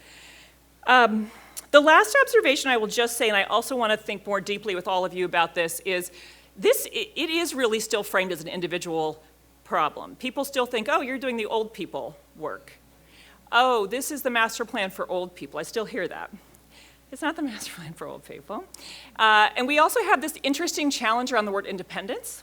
People really like the word independence. I'm going to live on my own, live in my home, particularly when our partnership with disability community. But everything we just talked about was about interdependence and connection and community and intergenerational. So how do we lift up? I'm thinking, I started my career working on teenagers, a different age group, and one of the best predictors of teenage wellness was how many connections that teenager had, right? Not just a parent, but a coach or a pastor or an aunt or a neighbor, or the more connections a teenager has, the better their odds are. And I'm wondering how we can lift up connections, so whether it's that fraud or whether it's the child, there's some work we have to do around framing, reminding each other of how we're all connected and we're all in this together and this is all of us. So we're going to figure that out somehow. And why it's so important we figure it out really is not about the plan. It's about what we do when the plan comes out, right? It's about implementing the plan. It's that the plan is just the beginning. The plan is just something for us to get our best ideas together, put our best values and vision together, and then you all are going to make the plan real in LA, and Ellen in San Diego, and Cheryl in Inland Empire, and Kevin in Oakland. We are all going to do this work to make the plan real and really have it be the change that we all need it to be. So I'm so grateful for all that I heard from all of you. I think Betsy's going to tell me I'm going to hear a few more things. Are there some answers to lift up or ideas or yellow cards you want people to share? Okay. What do you want? Well, we actually want, we want to collect these from you. So when you have ideas and whatnot, your preferences, your priorities, your recommendations, we also want your evaluations, and there's a basket outside, and then we also want your very expensive name tags, because we want those back. Yes. We're also ecologically sensitive. Climate change is also, we didn't worry about that today, but. Right. Oh, well, we can't. We can. Do a form on that. Okay. So yeah, whatever your thoughts are, your preferences, whatever you want to tell us about what we should focus on moving forward. And we'll get it from you. You will be definitely getting it from us. Excellent. All right. Is there anything else, or should I hand it off to you or to? No, I'm just gonna close. Okay. And say. Thank you. Oh no. Thank you. No. Thank you. Thank you. Thank you. So inspired. So inspired. Thank you. Yeah, so thank you again for everybody for coming. And I agree with Kim. Although it's kind of depressing, it's also quite hopeful.